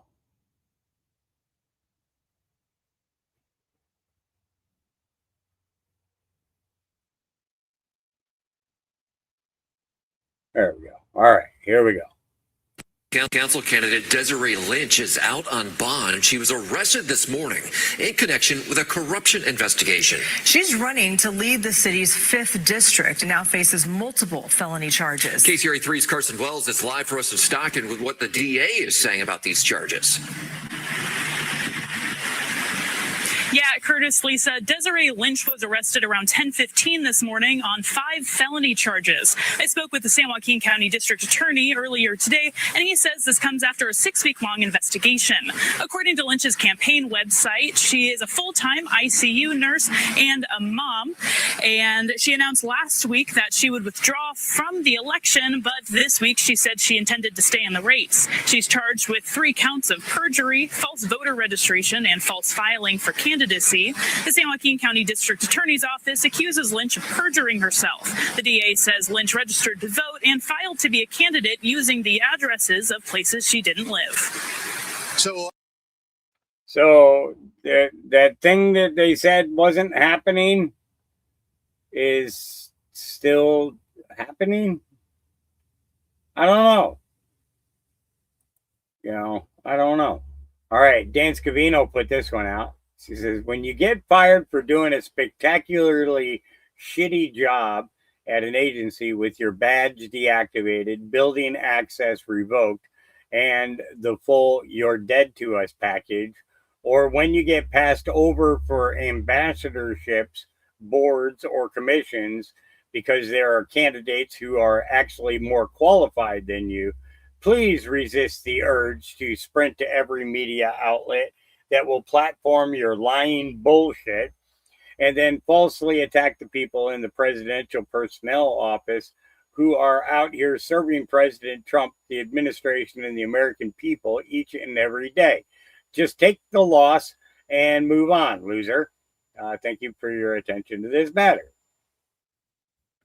It's emotional damage. Yeah. It's yeah. Yeah. All right. Let's see. And on we go. All right. Laugh my ass off. CNN is melting down and accusing Pete Hegseth of using transphobic slur during a speech at an Iowa State fair. Defense Secretary Pete Hegseth went to Iowa to campaign. He was at the Iowa State Fair Monday, and he used a slur against trans people. Take a listen. We need guys like this man right here having our back in Congress as we get rid of DEI at the Defense Department. At the Department of War, we do training, not trannies. The only focus of our department, colorblind, gender neutral, merit-based. That's it. We want the best. I mean, first of all, I'm still just not going to get over the fact of seeing like a current Secretary of Defense campaigning for somebody. I don't think I've ever seen anything like that before. Correct. I mean, to your point, Jake, it's not unusual for cabinet secretaries to campaign for candidates, but when it comes to members of the national security team, especially the Secretary of the War, Secretary of DOD, you do not typically see those people out there campaigning. First of all, we are at war, so he should be focused on that in Washington, D.C., a war that Trump started. But secondly, no, you don't see that. Look, I will also say this, Jake. First of all, Iowa is very much a state in play, both at the governor level and the senatorial level this cycle. Obama won it in 2012. That's the last time a Democrat won on the presidential campaign side in a presidential campaign. But it's a very, very, very marginal state for Republicans. Democrats have very good chances there this year. I think voters are sick and tired of this rhetoric. They are tired of the tariffs and how it's impacting farmers. They're tired of prices being high. This does not work. This strategy of like, oh, let's play into the culture wars. Voters are sick and tired of it, especially the independent voters will ultimately make the decision in these races in Iowa. And I just also wonder, Sir Michael, I mean, just calling transgender people trannies, like that's obviously a slur that they don't like. And people can have their opinions on sports or whatever, but like there is just something about like treating people with dignity. Okay. Controversial. Controversial.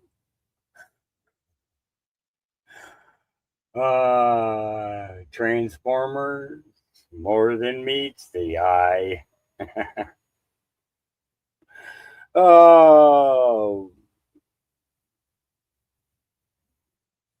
I call them, other people call them the Decepticons. I call them the Decepticons.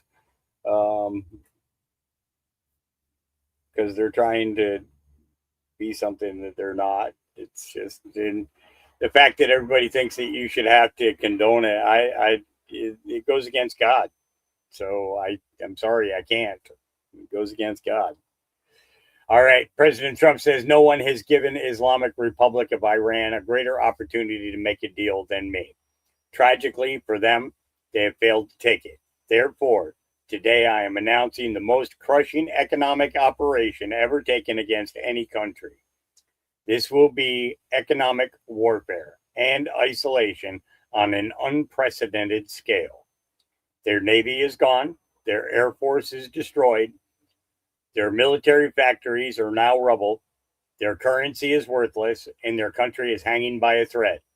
Today, I am also announcing that any country that allows its financial institutions, businesses, airports, or government entities to provide any type of lifeline to Iran will itself face tremendous economic consequences. Oil smuggling, swap lines, cash transfers, exchange houses, ship registries, front companies, it all needs to stop now. You know who you are. This will be an economic D-Day, and we need all of our allies to stand with the United States of America to isolate and defeat the threat of Iran.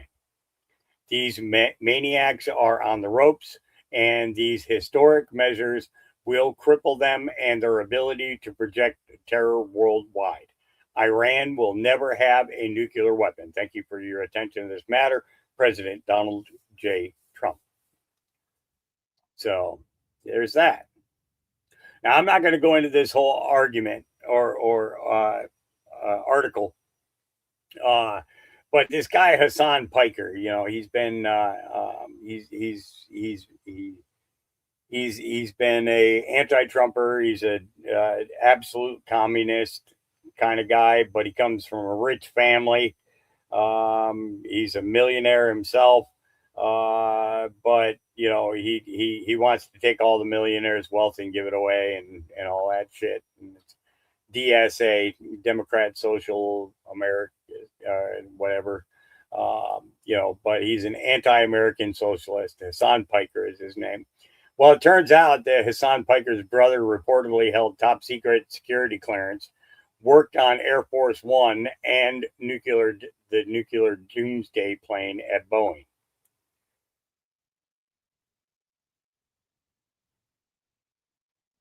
I have a feeling that there's going to be something coming up about that. I'm not sure what it is, but we'll find out. I'm not going to go into that post there. I don't want to get into all that medical stuff. Fire hazard. Democrats banned roads and logging on more than 44 million acres in 2001, creating the single greatest fire threat in human history. Trump is going to begin building roads and resume logging to reduce the risk of deadly fires. So Brooke Rollins filed a proposal to rescind the 2001 ban on roads and logging across more than 44 million acres. More than 40% of those acres have high wildfire hazard. Only 5% have been treated since 2014. Comments close September 21st. So we'll see what happens. And then True Seeker 01011. Yeah. I don't know if you guys have heard, but Trump actually decided to stop the 50% tariffs that were supposed to be put on Canada today, only if Mark Carney wants to have talks about opening up the pipeline, the Keystone Pipeline again, the one that's going to run from Alberta to Nebraska. So let me just show you this. Trump touted a deal to avert new tariffs on Canada. Here's what we know so far. So President Donald Trump announced a tentative deal to stave off new 50% duties on Canadian wine, hockey sticks, and many other goods. Trump hinted that an agreement could include reinstating Keystone XL, the planned oil pipeline from Alberta to Nebraska that was scrapped in 2021 by then President Joe Biden. That's the pipeline that basically Justin Trudeau and Joe Biden got a bunch of like lefties to go and protest. And they're like, oh, it's going to be on our land. And you guys are poisoning everything. Anyways, this is great news for the Republic of Alberta.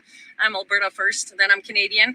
So I definitely think that this is an amazing deal because Alberta needs more pipelines. We actually need more access of our oil to go overseas. And that is exactly what Ottawa is stifling. Now, for those of you with your elbows up in the air and your heads up your ass, and you still think that, like, you know, everything's bad when it comes to Greta Thunberg and whatever you've heard, if Carney fumbles this deal, you guys are truly the biggest ding-dongs in the history of ding-dongs, because Alberta could be the most prosperous, literally its own country in the world if it was managed properly. But because it's managed by Ottawa, by a bunch of ding-dongs, Albertans are hurting because of stupid people's policies in office who don't even know how oil and gas runs or anything besides like the Greta Thunberg cult crap that they have been like embedded into their like little tiny pea brains. So yeah, I honestly hope for the sake of Canadians that Mark Carney pulls his head out of his like globalist ass and does this one thing. Yeah, what she said. Yeah. All right. Here we go. And Bay County Sheriff's investigators now say there were 2 people injured in a stabbing incident today in Panama City Beach. The attack happened around 2 this afternoon at the Burger King restaurant in the Coastal Palms Shopping Center on Navy Boulevard. Authorities say the 2 people who were stabbed were taken to a local hospital for treatment for non-life-threatening injuries. 22-year-old Shaquille Williams was identified as the suspect. He's awaiting booking into the Bay County Jail. He's charged with 2 counts of aggravated battery as of now. Police have not yet released a motive for the stabbings. Williams allegedly fled the scene on foot. Nearly a dozen deputies and the sheriff's office chopper joined in on the search of the immediate area. After about an hour's search of the shopping center and the La Quinta Hotel property next door, they located him and took him into custody. And Bay County Sheriff's investigators now... That's in Bay County. Yeah, down in Florida. Yep. And then there's this going on in L.A. LA County Sheriff's Department is circulating photos of burglars who broke into an East LA AutoZone over 2 consecutive nights last weekend. The business at Olympic and Atlantic was broken into during street takeovers early last Saturday and Sunday. The first night, authorities say 11 people, 5 males, 6 females, broke into the store. The following night, surveillance images released reveal at least 11 males and 5 females inside the business. Investigators believe some of the same people were involved in both break-ins. Anyone with information should call the LA County Sheriff's Department. You can also call Crime Stoppers at 1-800-222-TIPS. A Bellflower business is facing nearly $30,000 in losses after it was ransacked during a street takeover early Saturday morning. Lakewood Sheriff's deputies say surveillance video shows 3 people using power tools to break into the store, then allowing dozens more people inside. They say the group spent about 2 minutes looting the business before running out and then blending into the crowd. So far, no arrests have been made. All right, so the obvious question here is how many of these people are white? Let's just take a look here. We have potentially black or Mexican, ghost face, dark skin hand though. And then we have a light skinned Mexican, and another most likely Mexican, potentially white, but most likely a light skinned Mexican based on the hat here. If we go back, we have dark skin, ghost face with the dark skin hand. We keep going. It seems to be all Mexicans. And then we have an Asian here. This guy is potentially white, maybe, but maybe also Mexican based on all the other people that are here. More Mexicans, maybe one black guy here. And if we keep going, here's all of them in one image. I don't see any white people here. And yeah, I mean, there you go.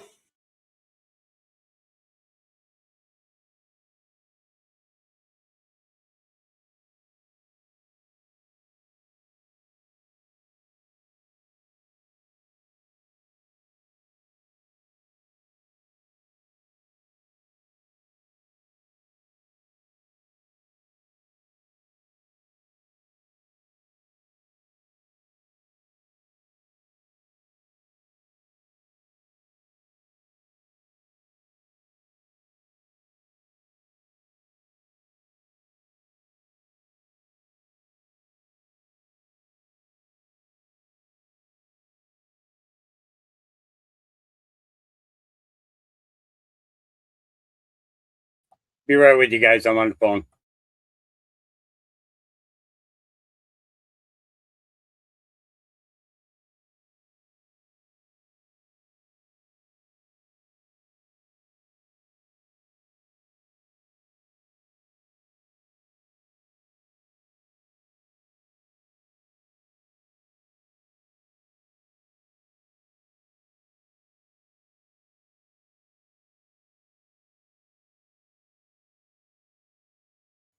All right, sorry about that. I had to take that. That's the couple who delivers my food, dog food, and gas out here. They were just telling me that if I want to get an order in, I need to get it in now because they are going to be leaving for a week of camping before the kids are off to school. So real quick, if anybody wants to donate, feel free to do so. Please do. I can get my orders in today and get that taken care of. Let's keep moving along. And we know. Put this up. A Virginia man accused of killing his landlord back in 2019 has fled the country. And the details of this case will shock you. Justice correspondent David Spunt with more for us. Hi, David. Hi, John. It is a bizarre case, and authorities are now feeling quite a bit of pressure to answer for why this man accused of murder was able to leave the country. His name is Abdullah Tashpulazoda, and he was accused, not convicted, of murdering his landlord in 2019. Now, he was not convicted because a jury found him not guilty by reason of insanity. He was committed to a mental health facility in Northern Virginia in 2022.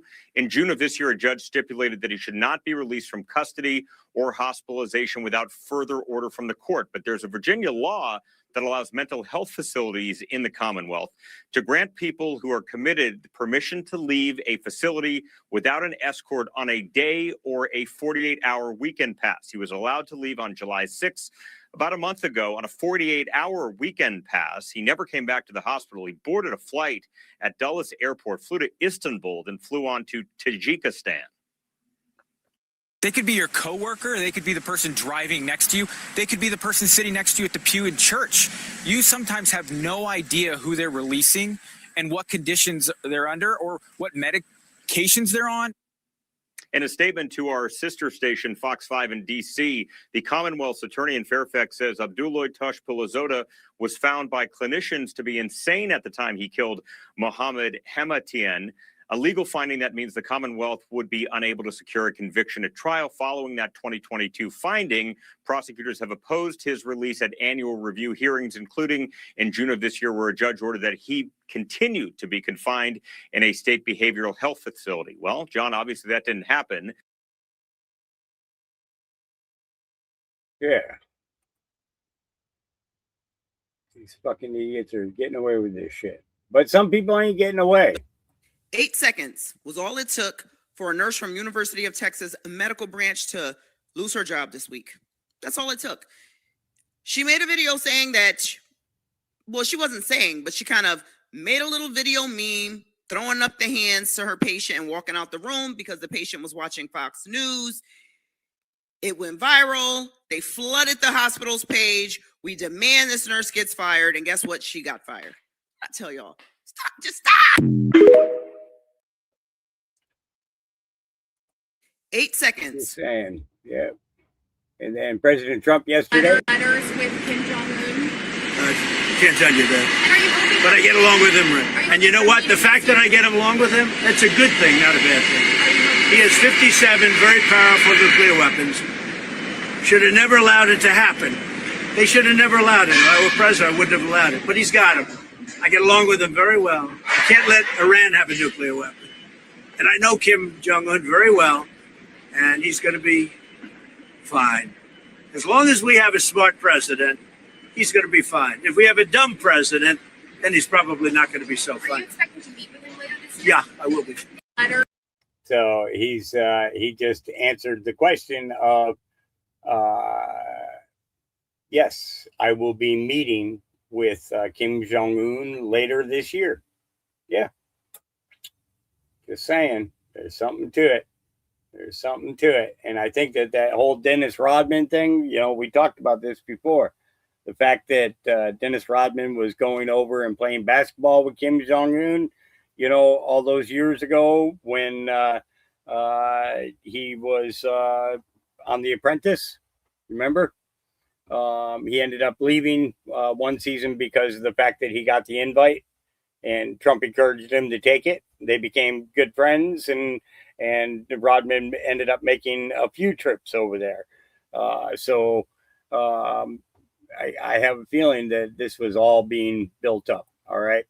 This is body cam footage that shows the moments that Atlanta police rescued two little girls from a hot trailer after they were kidnapped by LaKasha Brown. Hey, we got both cutters. We got both cutters. Give him cover. Give him cover. Come on, G. There we go. 1, 2. Yeah, contact. Show me your hands. Hands.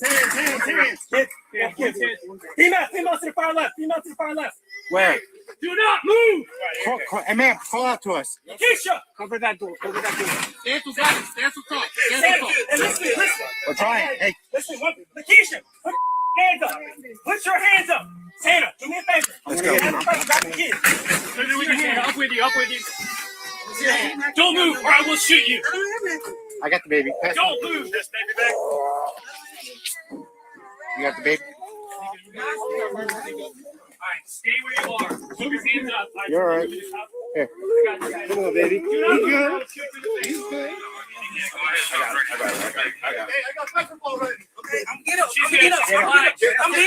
I'm getting up. I got another hand. I'm trying to get out. My legs are stuck. That's why I'm asking you. All right. Yeah.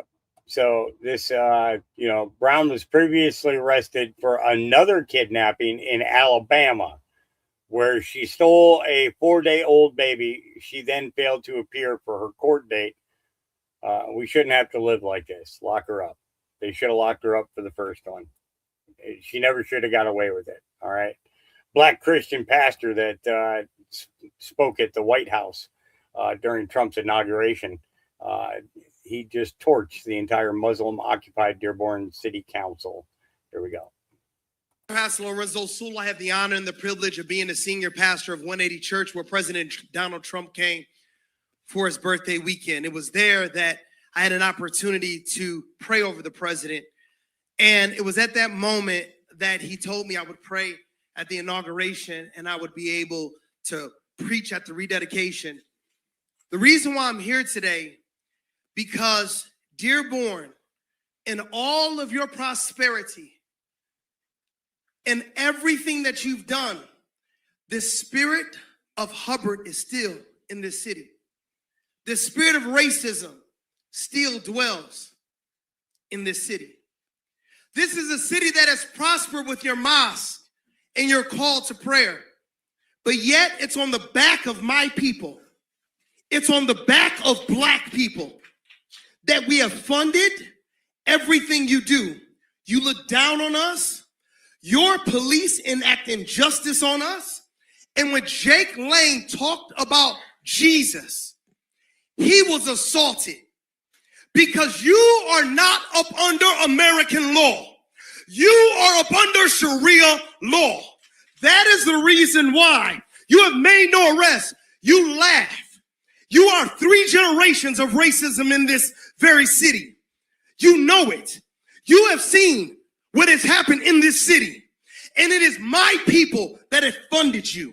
It's my people that made sure that you have what you have. And you spit on us, you degrade us, but you're only 1% of this nation. We are not a nation of Muslims. We are a nation of Christians. We are one nation under God, indivisible, the God of the Bible, the God of the Lord Jesus Christ.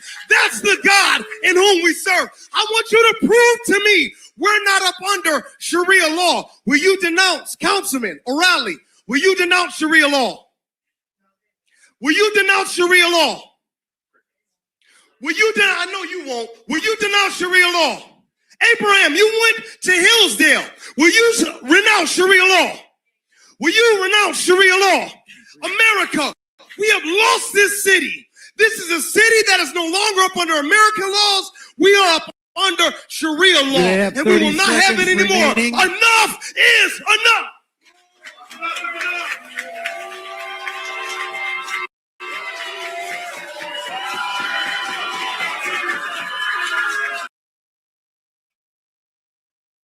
I can't argue with him.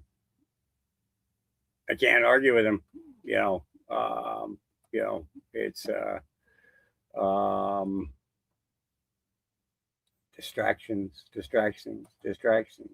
Yeah, distractions.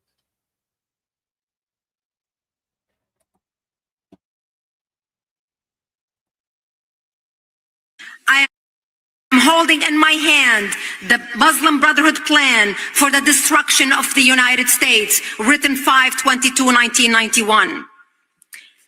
The title of the plan is مذكرة تفسيرية للهدف الاستراتيجي العام للجماعة في أمريكا الشمالية. You all got that? There will be a quiz.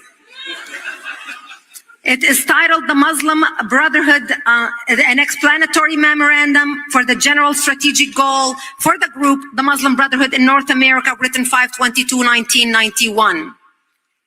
This plan was presented as evidence in the Holy Land Foundation trial, the largest terrorism trial ever in the history of the United States, where our government handed down, hello, my best friend, where our government handed down 108 guilty verdicts for Muslim Americans and Muslim American organizations raising money to support terrorist organizations in the Middle East to the tune of millions. And I'm just going to read you a paragraph of this plan, so it'll give you an idea of what I'm talking about. They talk about the settlement in the United States. And I have to put my glasses on because God in his wisdom decided I turned 49 and I needed reading glasses. Wait until I get to heaven. I'm convinced he's a man. If he was a woman, he would know I would look better without glasses. Understanding the role of the Muslim Brother in North America. The process of settlement is a civilization jihadist process with all the word means. The Ikhwan, which is the Arabic word for brothers, must understand that their work in America is a kind of grand jihad in eliminating and destroying the Western civilization from within and sabotaging its miserable house by their hands and the hands of the believers so that it is eliminated and Allah's religion is made victorious over all other religions. Is this clear? They don't mince words, do they? But the most important page of this document is the last page, because in the last page, they list 29 front Islamic organizations set up in the United States with the specific goal of sabotaging America from within and destroying America by our own hands. And I'm just going to name a few. Number one on the list is ISNA, Islamic Society of North America. And if you're familiar with ISNA, it's because they are now advisors to President Obama about Middle East policy. So we not only have the fox watching the hen house, we have the fox inside the White House dictating policy in the ear of the president. Number two on the list is the MSA, the Muslim Student Association. The Muslim Student Association has more chapters on American college campuses than the Democrats and the Republicans combined. Number 8 on the list is NATE, the North American Islamic Trust. The North American Islamic Trust owns the deed to over 90% of American mosques in the United States. That is a problem. Now, what makes this very important, and I'm going to focus in the last 5 minutes on education, is to show you how they set up every organizations in this plan to destroy America, focusing on every sector of our society. Organizations focused on publishing, organization focused on media, organization focused on education, with the strict purpose of doing sabotage to America from within. And I'm not talking military. We know that ISIS and Al-Qaeda and all the others want to attack the United States and do damage to the United States. As a matter of fact, we in the United States have 150 terrorist organizations right now operating in America. 5 of them are operating right here in the District of Columbia. And our government, and these are the ones we know about.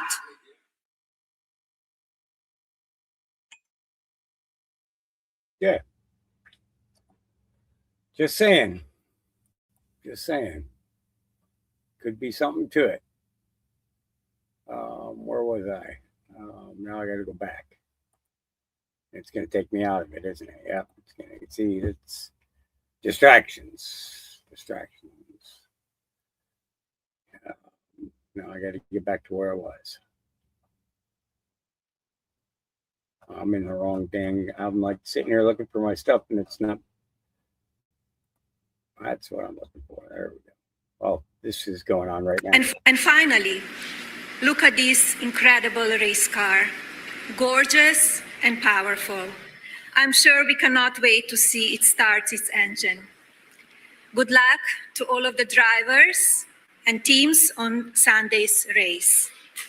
And now, it is my pleasure to introduce a true champion, the chairman of Penske Entertainment and owner of IndyCar, Mr. Roger Penske.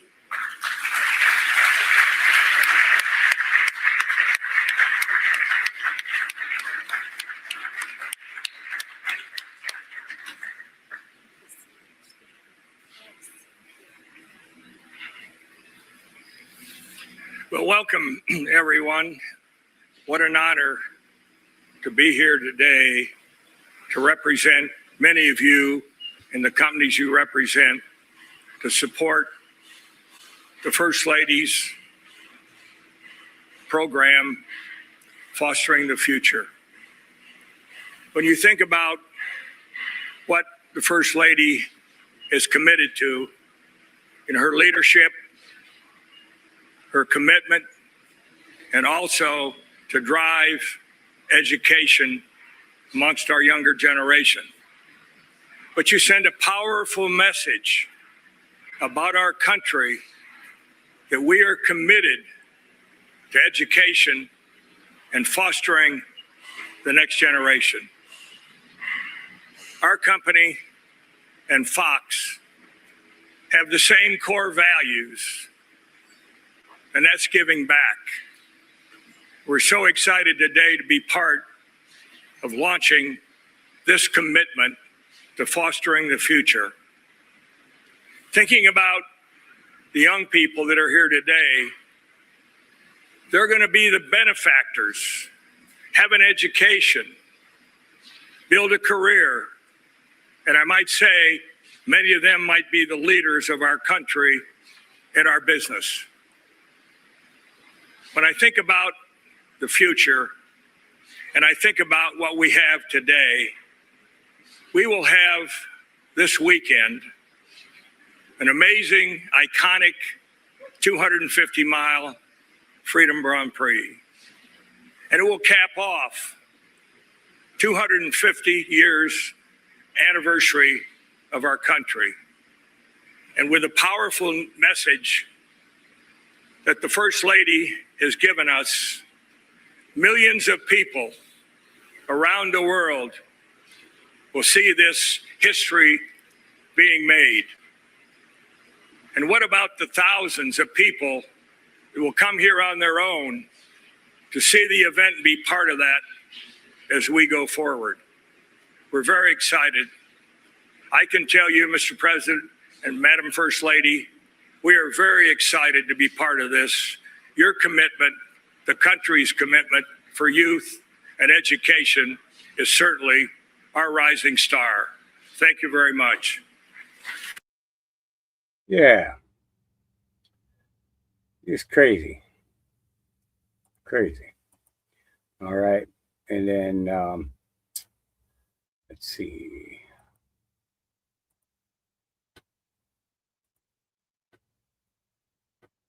Let me go back up. We can do a quick refresh here. Gino.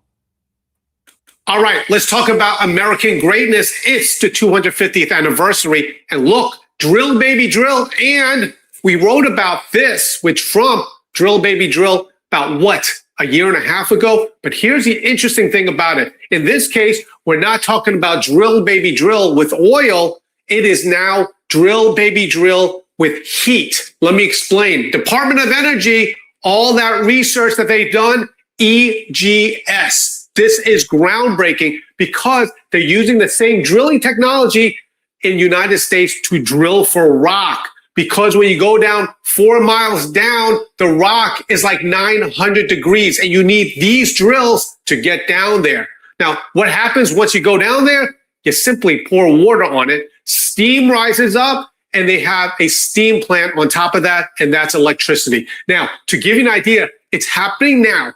The commercial rollout is 2027. Think about this. Clean energy, but even more than that, cheap energy because it's consistent. The rock is always hot. Just pour water and it comes out as steam. If your electricity bill is $500, once you get a steam plant there, your electricity bill goes to about $100. Now, add to that trisul fuel, which we talked about, and Donald Trump greenlit Project Pele, Electricity is going down in cost. These are innovations that Americans have made, and it shows you what's going on in America. Great things. When it comes to EGS, guess what? They're using AI technology to find the best place to drill. You no longer have to drill for oil that rocks all over the place, but they find the best spot and save a lot of money. So make sure you get Ageless Tech. It talks all about technology, especially AI, to understand what's going on in the world today. America's best days are ahead of us, and electricity costs, power costs are going down because of great United States innovation. Yeah, we just got to get the fuel cost to go down. That would be nice. Yeah, that would be really nice. It's over $5 a gallon here. It's getting to be a little bit tiresome and cumbersome. What's really going on in Iran? Who's at the very top? Who really rules the world? And I discovered it's a very, very interesting history of ancient Iranian tribes, the original Zoroastrians, and the first world Persian Empire that has controlled the world for the last 5,000 years. The entities that created the Jesuits during the Renaissance in Italy, it was none other than Alessandro Farnese, a Persian. They have 10 bloodline families that sit on a council, and they're the ones who advise the Jesuits. The Jesuits worked for the Iranian bloodlines, and the Jesuits were created by Alessandro Farnese, who became Pope Paul III. We're talking about a global network with one template carrying all of this out. And originates with those ancient Iranian bloodlines. The Romans, the Etruscans, the Holy Roman Empire, they're all Iranians, they're all Persians, it's all Persian blood. Doc Holliday, how about that? Very interesting. Very interesting. Something I'm going to have to look into. That might be a piece of the puzzle that coincides with the Khazarians as well. Because the Khazarians infiltrated the Vatican after that time period. So, all right, greatest rally of them all, says Donald J. Trump. Yep. The midterm convention is coming to Dallas, Texas. September 9th and 10th. It will be a rally like never before. Incredible. For the first time ever, Republicans from all across our great country will come together for a midterm convention to celebrate our tremendous victories and success, showcase our incredible candidates, and prepare for the most important midterm election in history. Our movement is bigger, better, and stronger than ever before. We have made America great again, and we are going to celebrate this tremendous and totally unprecedented success. The radical left lunatics are trying to destroy our country, but they have failed and will never be successful unless we allow that to happen, and we won't. We are going to win the midterms, protect the chair, and cherish our country and make it greater than ever before. Be there September 9th and 10th. It will be like nothing else. The music, excitement, and importance of this evening will be at levels never seen at a convention or political event. I will be with you both nights and raring to go. See you in Dallas, President Donald J. Trump. Yeah, he said that. All right, David Morans did make a plea deal. He sang. Imagine the new names, the agencies, politicians, dirty pharmaceutical companies involved. Yeah. And it's, one out of 6 here. Plea agreement signed between the U.S. and Morin. Morans pled guilty to knowingly and willfully joining the conspiracy. So it's going to be interesting. I'm not going to go through all that documentation. That's just kind of crazy. Eric Dockery said, actually, I'm not going to get into that one. Benny Johnson put this one up. This is an update into that press conference from this morning. I wanted to announce the arrest of Jessica Bowie, age 35, of Albany, New York. She's charged with one count of 18 U.S.C. 2339B, attempting to provide material support or resources to a designated foreign terrorist organization, namely the Islamic Republic of Iraq, commonly known as ISIS. On Wednesday, August 19, 2026, Bowie was apprehended by law enforcement for her actions attempting to provide material support to designated foreign terrorist organizations. Bowie had plotted to use an explosive device to attack the New York State Capitol and the New York State Senators. The American people embody an enduring spirit of life, liberty, and the pursuit of happiness, values fundamentally opposed by foreign terrorists. Organizations such as this one and this defendant is accused of supporting. Yeah.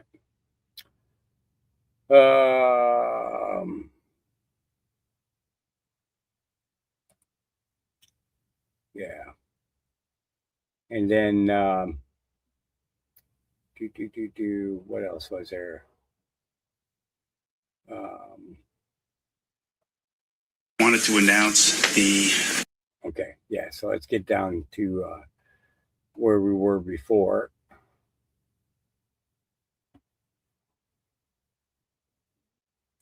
We're getting there. Let's see.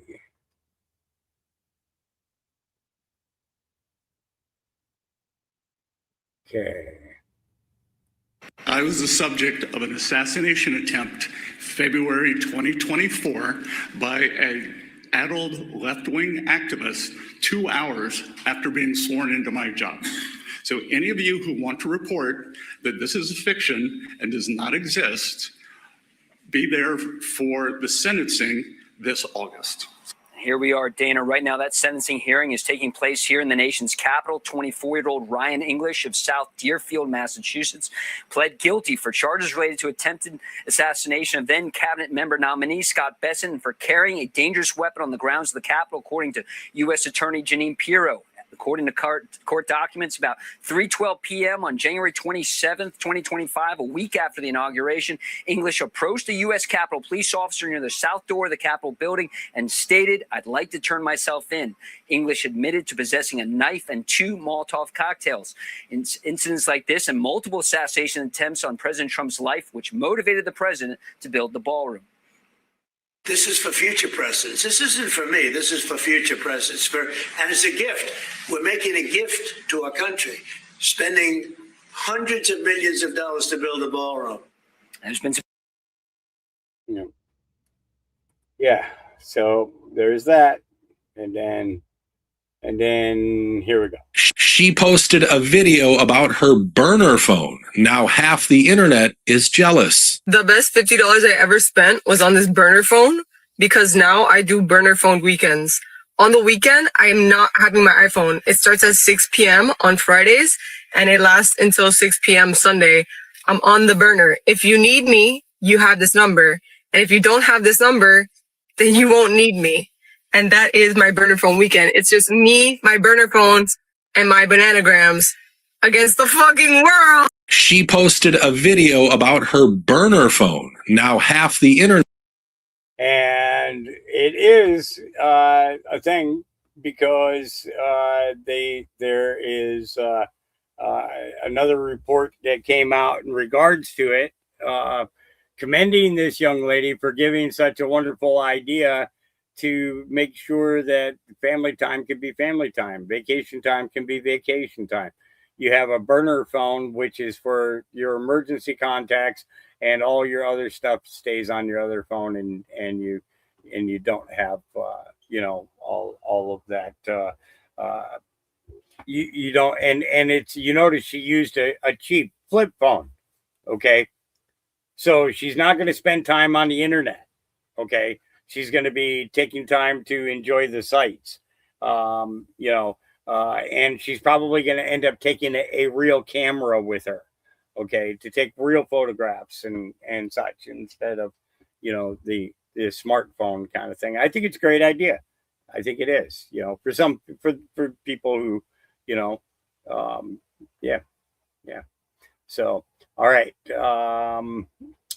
We covered the one about, here we go. Doing business, for instance, I have the absolute right to cut off all business with a country like Switzerland, like anything. So why are they prime if I can cut off the business and they are no longer functional? And yet they're considered to be like an elite country. And I don't want to single them out because there's 60 countries like that. They live off the United States. So why are we paying higher interest rates than them? In the old days, we used to pay the lowest interest rate, no matter how we were doing, because we sort of generate for the whole world.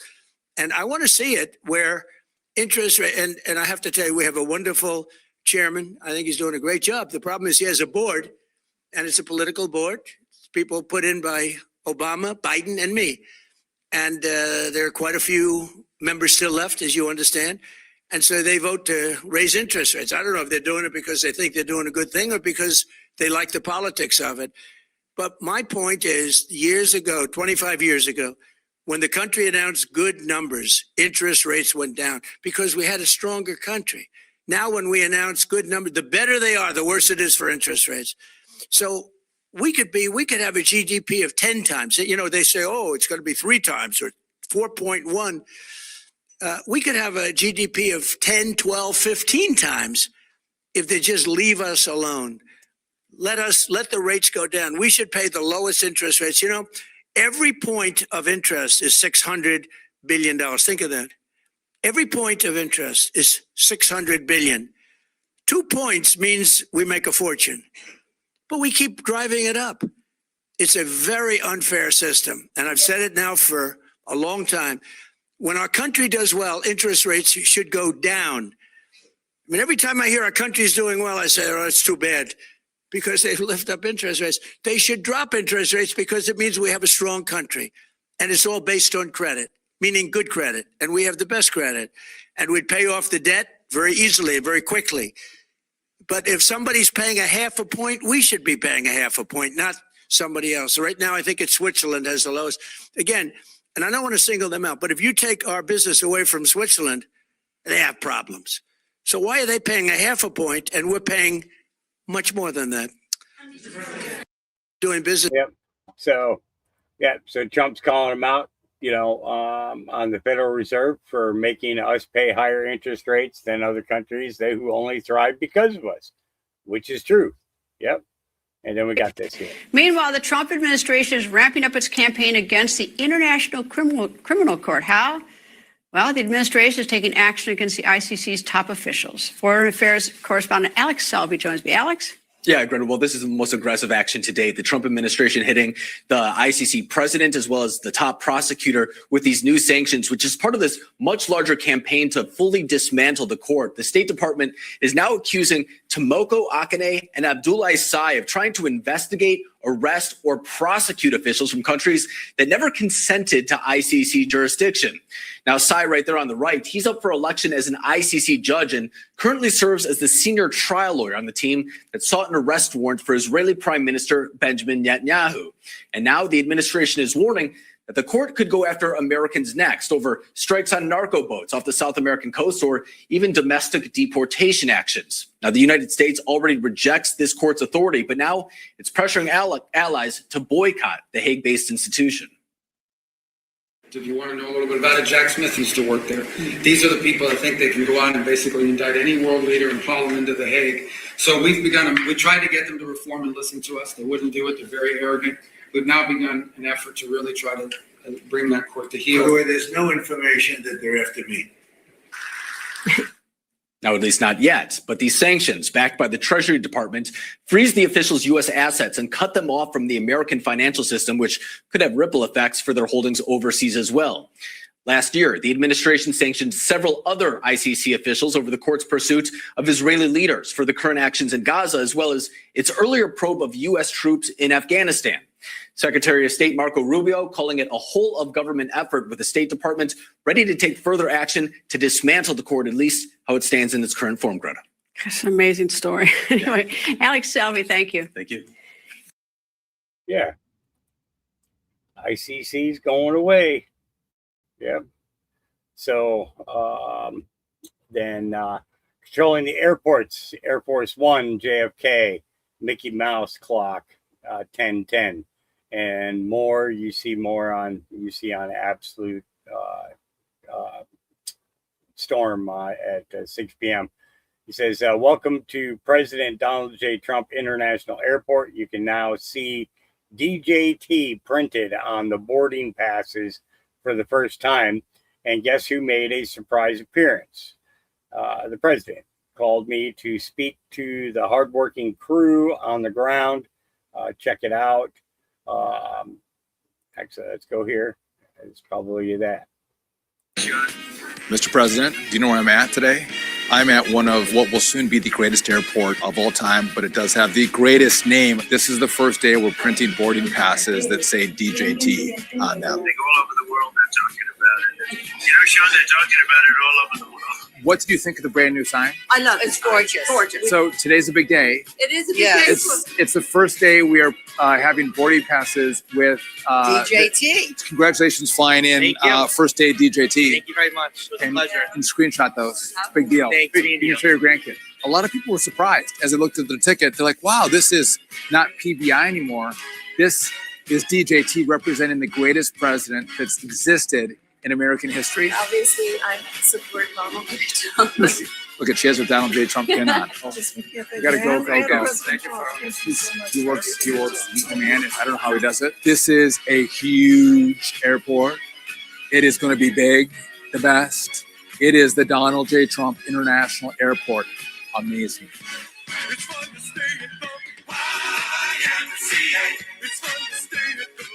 All right.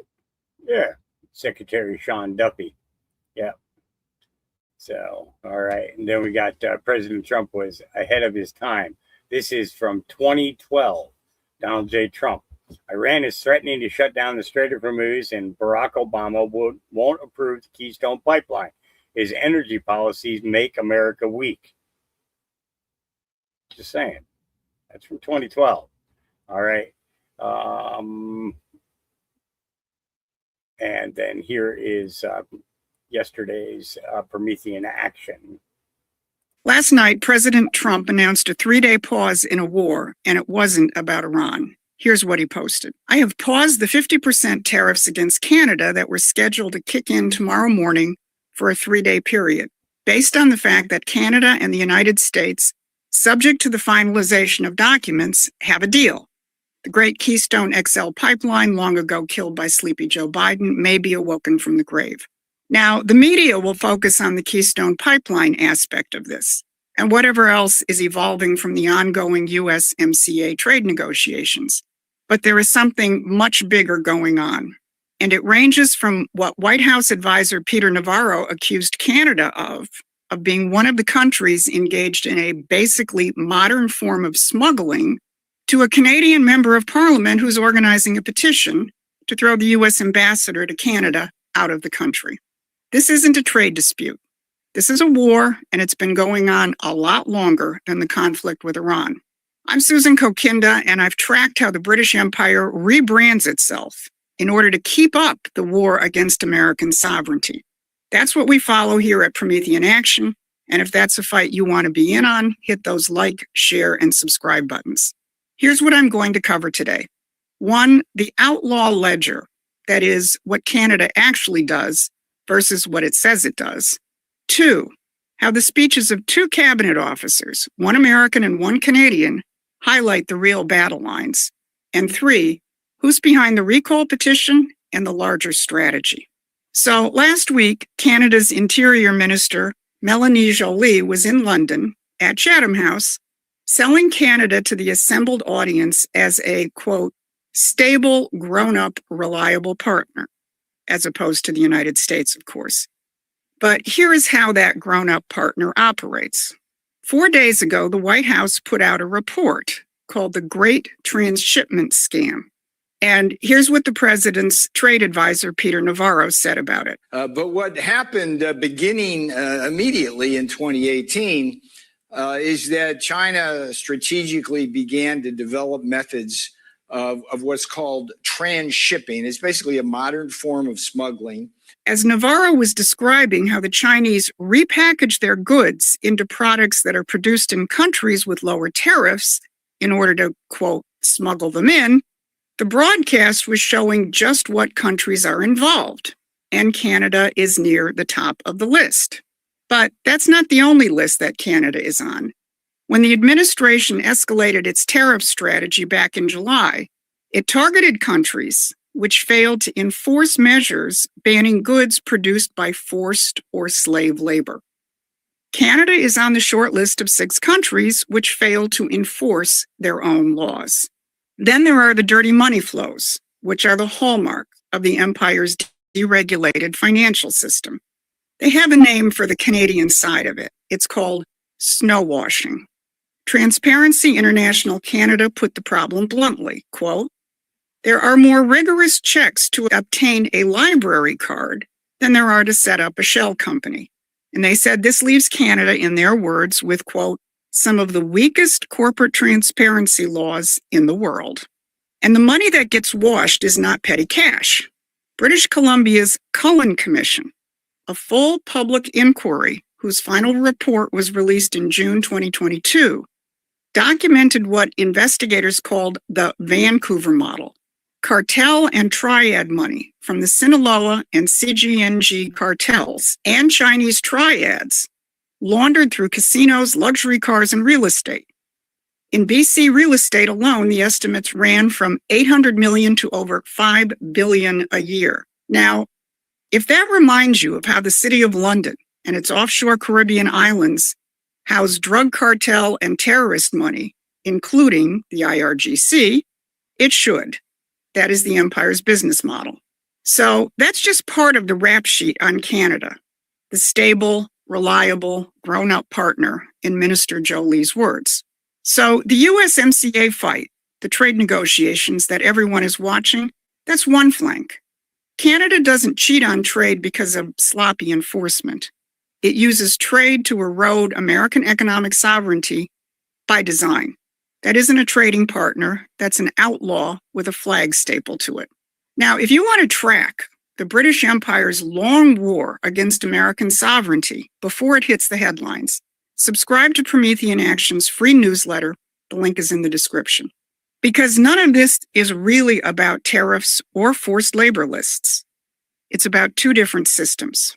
Now, watch when you put 2 speeches side by side.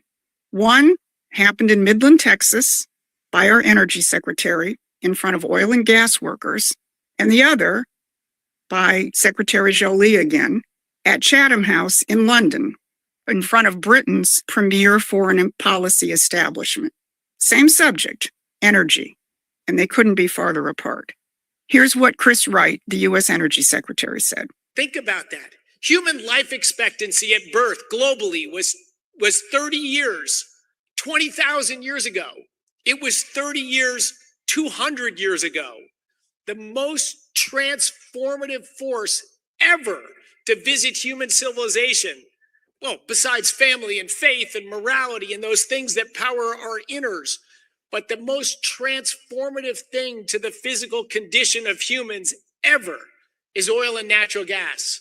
Today, life expectancy is over 70 years. All of that rise happened with the rise of the oil and gas industry. Let that really sink in. Wright isn't talking about barrels or pipelines. He's talking about why your grandmother's grandmother died at 30 and you didn't. That's energy as a civilization, not a commodity. And he didn't stop at history. He pointed to a new iron ore mine opening in Minnesota, the first one in 50 years, and a steel plant going up nearby that he called the largest in the world. Reindustrialization, this is the core of the president's economic policy, and it depends on modern sources of energy. Then he made the moral point, quote, "1 billion people live these awesome lives that we have. 7 billion people want to live the awesome lives that we have here." Now go to London, where Melanie Jolie revealed Canada's new strategy. Of course, she wasn't freelancing. She was channeling Mark Carney's line about how Canada is leading the middle powers in a new alliance against the economic hegemons, namely the United States and China. And so industrial policy is the new geopolitics. We've entered an era of geo-industrialization, where doing business together is no longer through only private markets. It is also very much through government to government decisions, where decisions are linked to geopolitical choices. So catch that new phrase, geo-industrialization. Now, what is the significance of that? It's the extension into economics of the British Empire's policy of geopolitics. In other words, run your foreign policy by treating nations as dispensable pawns on a chessboard, destroying them through wars or color revolutions, whatever is needed to keep the empire in control. Joly says that geo-industrialization is Canada's economic policy and especially its energy policy. And it's based on the same foundation. Use economics, or in this case, energy, as a weapon in the fight to maintain globalism in its new Mark Carney-led 2.0 form. Now, Joly comes by her imperial views honestly. Regular viewers of Promethean Action are not going to be surprised to find out that she studied at Oxford on a British government scholarship. So her speech at Chatham House was kind of a homecoming. Contrast her speech to Secretary Wright. He's talking about energy as a critical element in advancing civilization and creating a better life potentially for the 8 billion people on this planet. Wright wants to build civilization. Joly wants to manage the empire's control. One produces, the other positions. And that is what is really behind the trade disputes between the United States and Canada. This is not just one nation maneuvering for a more favorable trade deal for the benefit of its people. This is geopolitics in industrial terms, which is why U.S. Ambassador Pete Hoekstra is not very popular in Canada. Now, I watched Hoekstra up close when he was chairman of the Michigan Republican Party, and it was clear when President Trump chose him that he wanted a bulldog for ambassador, someone who wouldn't back down in this war. The empire has figured that out. And so this summer, a campaign began to get rid of him. More than 200,000 Canadians have now signed a formal petition to the House of Commons demanding their government declare Pete Hoekstra persona non grata, the diplomatic term for throwing an ambassador out of the country. So who started this? Elizabeth May, a leader of Canada's Green Party.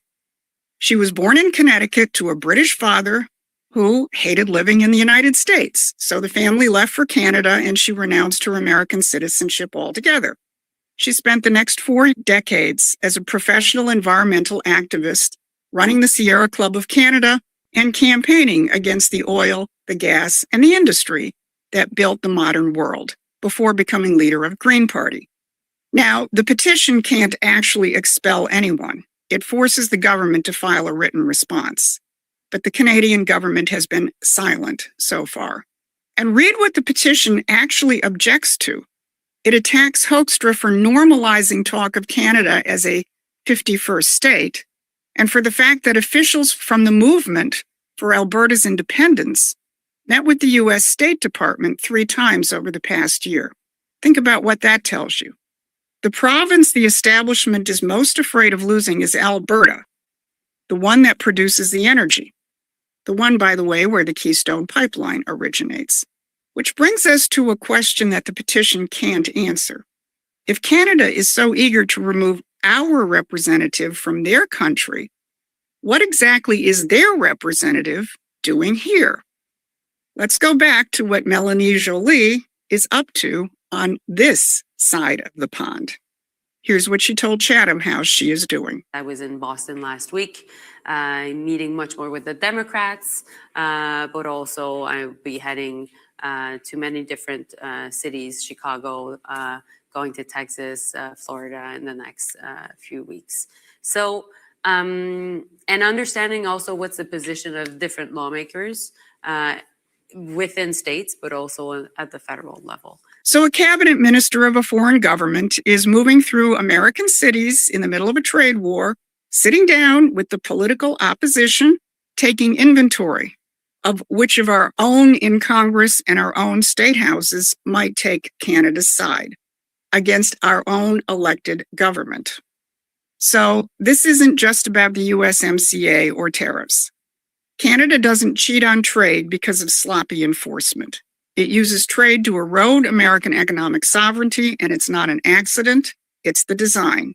This is a fight between two systems, one outlined by Chris Wright to build the modern world for Americans and for the 7 billion people who need energy, who aspire to have what we have, and the one outlined by Jolie, deploying the empire's new geo-industrial strategy, while a Green Party leader tries to remove the American ambassador who won't back down. That's the battle writ large, and it's the difference between these two countries.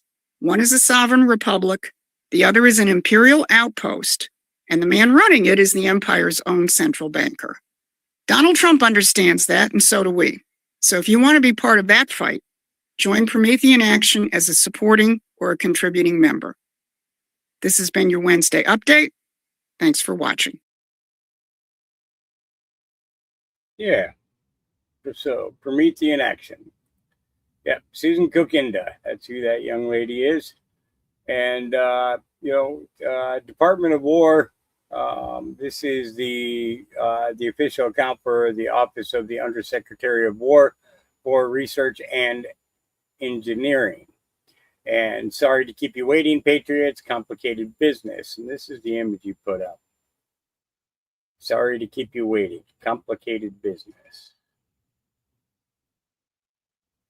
And then Julie Donuts said 145, 1345 military. They never thought she would lose. Now they all lose. Okay. And that's post 1345. Let me do this so I can do this and this and this and this. All right, here we go. All right, reread crumbs regarding Iran. It was never about worldwide safety and security. It was never about nuclear disarmament. It was about opening a new untapped market. It was about securing a black site, the exchange. Uranium One. Risk the welfare of the world. Why?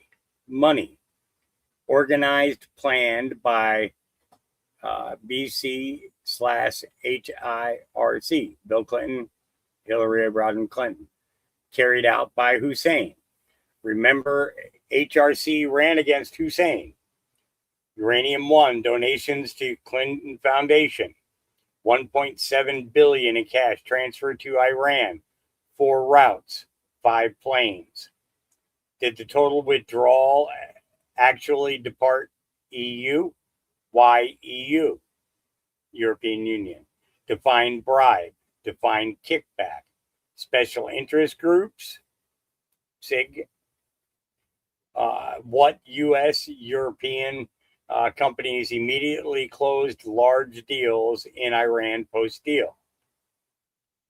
Cross-check companies against political and foundation payments. Define bribe. Define kickback. Why are people panicking about the Iran deal pullout? They never thought she would lose. Truth coming. Thank you. It's all going to get exposed. Benghazi, all of it.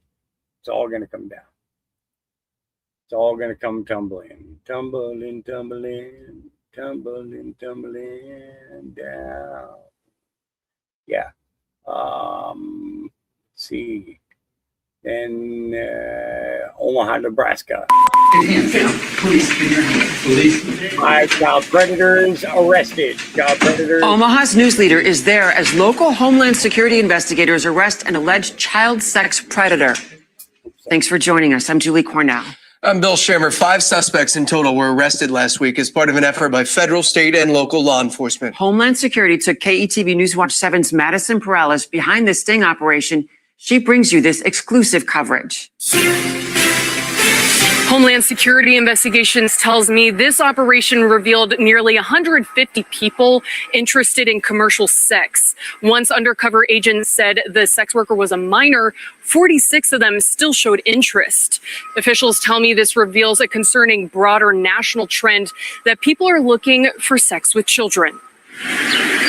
A sunny Thursday afternoon. A lot of them are going into chat rooms. A lot of them are using social media. Doesn't reflect the dark activity going down right here in the heartland of America. In the last 5 years, at HSI in Omaha, Nebraska, we've made 21 federal arrests for child sex trafficking. Omaha's Homeland Security Investigations Supervisory Special Agent in Charge, Chris Hessenflow, took me to an undercover sting operation. Hands down. Police, get your hands. Police. The planning process starts months in advance. The goal is to shine a light on people preying on children in the Omaha community. It's everybody from everywhere. We have long stopped being surprised by who shows up to meet these children. Hessenflow says it starts with connecting with possible perpetrators online. We will go to those places where we know that they are looking for children to harm, and that's where we meet a lot of them, begin that communication. Some people stop the conversation after they realize the worker is a minor, but others keep chatting with undercover agents. For security reasons, we can't show you the hotel where the operation is taking place, but investigators are bringing suspects here to a secluded meeting spot. They can reach from hundreds of miles away, and many people have shown the willingness to travel. In this operation, we were able to get targets that were residing in both Omaha and Lincoln. And so overall, I would say it went very well and everything was safe. Nebraska U.S. Attorney Leslie Wood says once HSI agents had enough proof, they took down 5 men. It's more than just talk. It's more than just planning. You have now, as the defendant or criminal target, taken specific concrete actions to harm a child, to meet up with a child, to pay for sex with a child. Undercover HSI agents found 2 of the arrested were on the Nebraska Sex Offender Registry with prior child sex offenses. That to me signals that we need tougher penalties and these people need to be locked up for more significant amounts of time if we're going to keep our children safe. Madison Perales, KETV, Newswatch 7. Some of these people can't be fixed. Yeah. So Donald Trump shows off the helipad. Okay, come on over here. Nice job, fellas.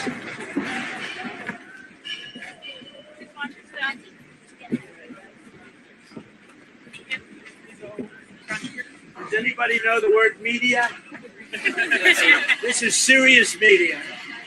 And you guys are doing a great job. Sorry to take an extra week and a half, but lifting it up was one of the best things we've ever done, right?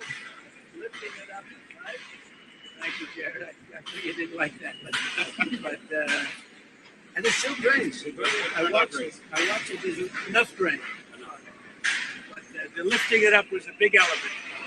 We're going to use this for a lot of different things. So this is a helipad at the highest level. It can land any helicopter in the world, no matter how big, no matter how powerful, no matter how strong. It would. I was explaining for the construction people. I was explaining how when the new big Sikorskys landed, the grass was completely wiped out. Yeah, come on over here, fellas. The grass was. Fellas, come on over here. Come on. And I just want to say they've done a fantastic job. So if you take a look from the media standpoint, you look at the lettering and you look at the joints, they're like flawless. The exact, very, like 1/10 of an inch. And it's the exact same size. Right? These are real artists. Yeah. So we'll get the overall photo of that when that comes. But this is interesting. So I signed a historic executive order banning any attempt to create a central bank digital currency. We launched Project Crypto to modernize rules so that our financial markets can move into blockchain technology. I established the United States Strategic Bitcoin Reserve, making Bitcoin a permanent asset of the United States Treasury, which has turned out incredibly well. I also created the United States Digital Asset Stockpile to hold custody of all other digital assets, and that's exactly what it's done. It's been amazing. So I signed a historic. So, and we covered what Scott Bessent did from the standpoint of the Treasury earlier. I read a good part of it to you. So, and we didn't go through the whole thing though, because it would have just been too much. MJ Truth Ultra says, I have a hard time remembering this sometimes. We're all fatigued. Yeah. It's but to undo a lifetime of evil and corruption, it takes time. Yeah. So post 2381. Let's see. And then I got to do this in order to do this. No, that didn't work either. What the heck? What the heck? 2381, statement released 10/9/18. Post authority 1, presidential authority 1. I would assume kill brackets. General statement. We understand that there is extreme fatigue and frustration regarding the wheels of justice being slow and kill brackets. Exclude emotion and personal desire. Instead, use logic and critical thinking based on situational awareness. Situational awareness. I just had a conversation with somebody about situational awareness just this morning. Yep. Slow country. Yep. All right.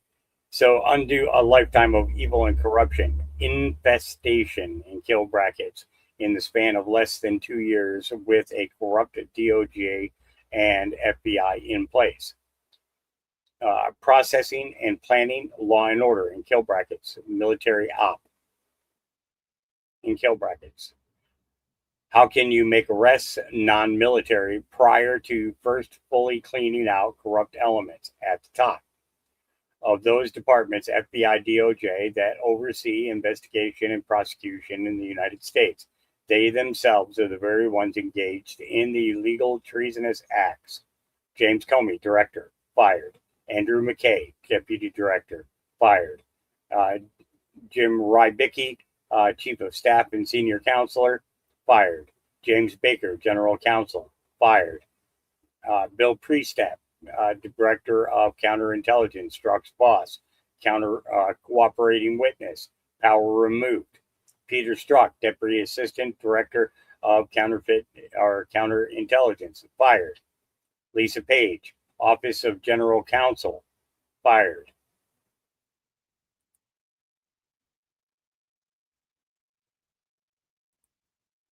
All right. And then we got the most gratifying loss last night was that of a real treasonous creep, Alexander Vindman. That's right. To a radical left lunatic who can't speak or think properly and who will go down to certain defeat at the hands of Ashley Moody, a truly fantastic senator from the great state of Florida. Vindman, if you remember, was the one who lied about my perfect call with President Zelensky of Ukraine, only to find out that the conversation was routinely recorded and proved that I was 100% in the right, completely innocent. It was indeed a perfect call, and the Democrats' fake impeachment effort massively failed. Vindman should be prosecuted for what he did, President Donald J. Trump. He's a traitor. He's a traitor. There's just no other way to say it. All right. And I think we're down to where we were at yesterday. Yeah. So let's hit the home page and see if there was anything new that came out.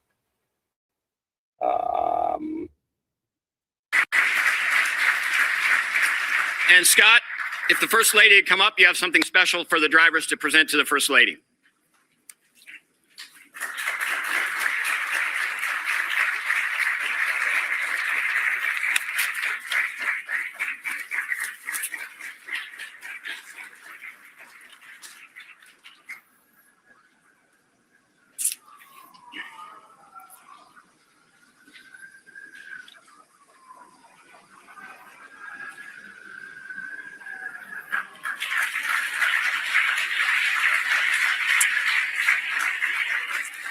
And once again, on behalf of the IndyCar Series, Mr. President, First Lady, thank you so much for all your support in our event this weekend and for hosting us here today.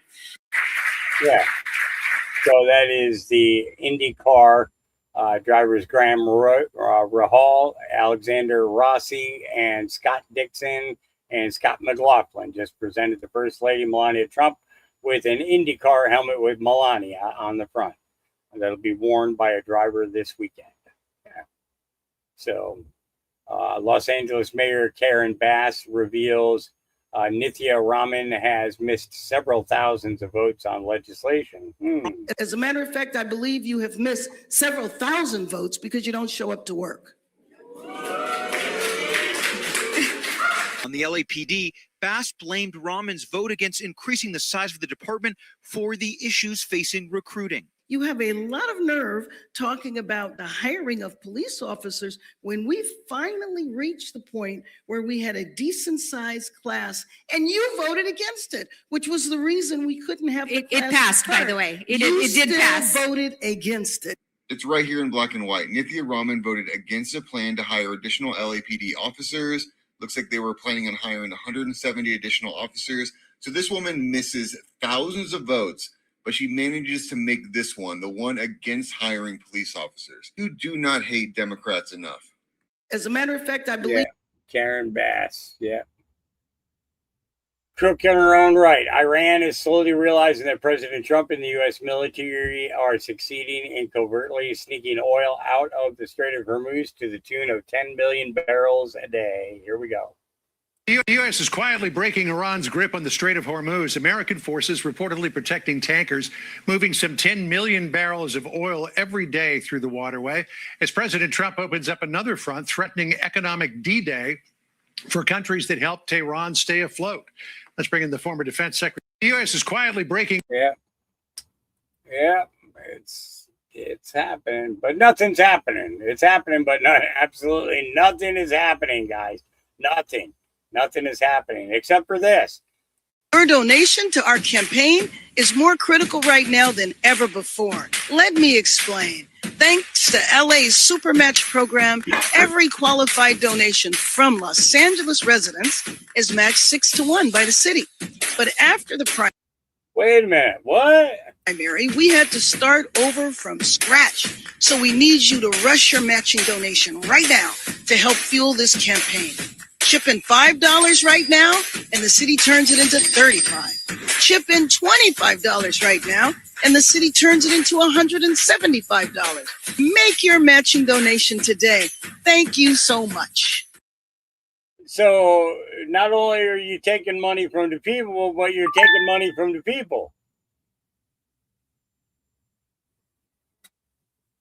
I mean, seriously, think about it.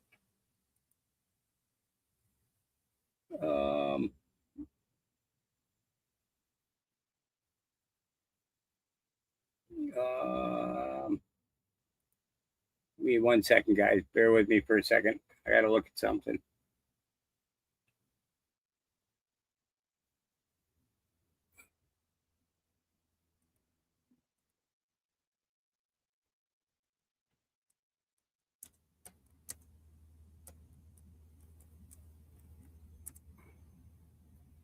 Okay. And then, Melania Trump just announced a major expansion to her Fostering the Future initiative. She's partnering with IndyCar and Fox Sports on a $2 million scholarship fund for foster youth at Indiana University and Purdue University. So I think that this is great. And then there's this. Now, you got to realize Donald Trump is thinking big for America today. Now, you guys remember this book, Art of the Deal? Very good read, by the way. Here's an interesting section. It talks about thinking big. And you might remember that Donald Trump also posted a picture of that in a tweet. And you see this same image right here. It was the image that I took. Now, here's the thing. When it comes to thinking big, Donald Trump does think big for America. In fact, he signed an executive order for the Sovereign Wealth Fund. But what did he discover in the process? Oh, my goodness, a lot of red tape. It's the government. Congress has to be involved in all this. So what did Donald Trump do? Donald Trump was the first American president to figure out how to start a sovereign wealth fund without the sovereign wealth fund. You know what he did? He directed United States money so that American people, us, can have an ownership stake in Intel, 10%. Now that is huge because as it grows, America grows, and sooner or later, money comes back to us. Now, here's the difference with this. When it comes to all of this, think about that blueprint and what Donald Trump is going to do and repeat that blueprint using the money from other tariffs and investments into our country to build a future for us. Now, here's the thing. Don't forget, make sure you get a copy of my book. And I'm showing you all these copies here that I'm wanting to sign for you. And I'm showing you this so that you'll know it's for immediate shipping. All you have to do is go to georgemagazine.com, order the book, and get a copy of Trumpography. And when you do read it, you'll understand better what our great American president is doing for us today. All right. And then, let's see, we saw all that. I think President Trump just issued a storm warning for next month. President Trump's where he starts off by saying the greatest rally of them all, the midterm convention, is coming to Dallas, Texas, September 9th and 10th. It will be a rally like never before. Incredible has a timestamp of 5:52 p.m. Eastern. That makes it 17:52 military time. 552 is the post number meme, storm coming, and warning road signs with storm clouds in the background. Yeah. All right. Buckle up. 1752. And it's Avenatti. Remember him, Michael Avenatti? Remember him? Yeah. It's, I believe, President, or on a side note, it would be very interesting if the storm comes during midterm convention because that's where it all started in Dallas, Texas, with the assassination of John F. Kennedy. Yeah. And then, let's see.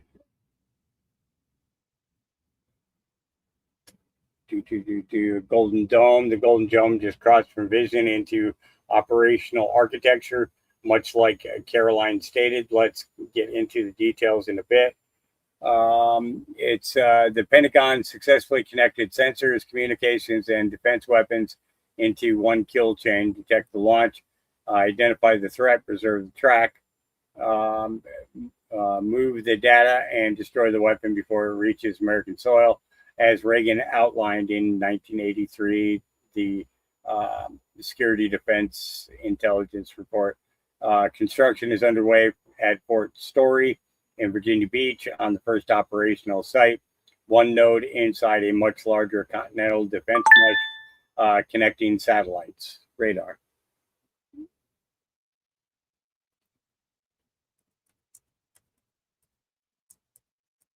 Okay. Sorry, I'm just getting a message at the same time. So there's stuff going on with that. President's Golden Dome moves from vision to reality. We'll see what that entails here shortly enough. So that's where I'm going to stop for today. I gave you guys like 3 hours or so. I've got to get the dogs over and get them out of the heat. We're hitting 90 and it is getting hot, and it's getting really hot here inside the camper. So I've got to get out of here because I get to the point where I can't breathe from the heat. That's where we're at for today. Hopefully you got something out of all the information that was provided, because I try to give you the best of what I got. And, to the couple of you who donated, thank you. Those of you who wish to donate, today would be a good day to do it. I've got to get my food, fuel, and dog food today because my drivers are going out of town and they'll be gone camping for the next 6 days. and I need to make sure that we're stocked up and ready to go. And I will try to be back with you tomorrow. I've got to get fuel, or else I won't be. And we will take care of that. And I'll either see you tomorrow or I will see you Sunday, based upon what happens over the next few hours. And remember, God loves you, Jesus loves you, and I love you. And we will see you again then. And until we meet again, keep your head on a swivel.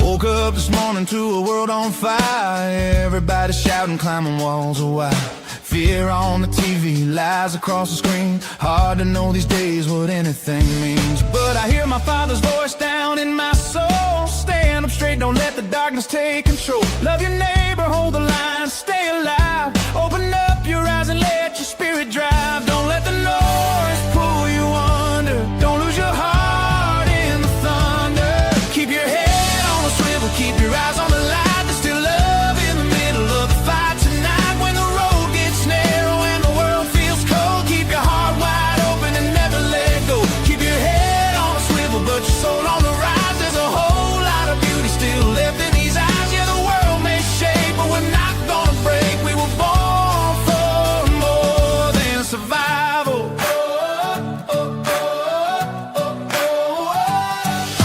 Little old lady waving from a porch swing. Kids on the sidewalk still learning to dream. Somebody praying in the middle of pain. Somebody dancing in the pouring rain. There's still good people helping strangers stand. Still working hard with calloused hands. Still holding family, still holding faith. Still finding hope when it all feels late. Don't let the fear define you. There's still a fire inside you. Keep your head on a swivel, keep your eyes on the light. There's still love in the middle of the fight tonight. When the road gets narrow and the world feels cold, keep your heart wide open and never let go. Keep your head on a swivel, but your soul on the rise. There's a whole lot of beauty still left in these eyes. Yeah, the world may shake, but we're not gonna break. We were born for more than survival.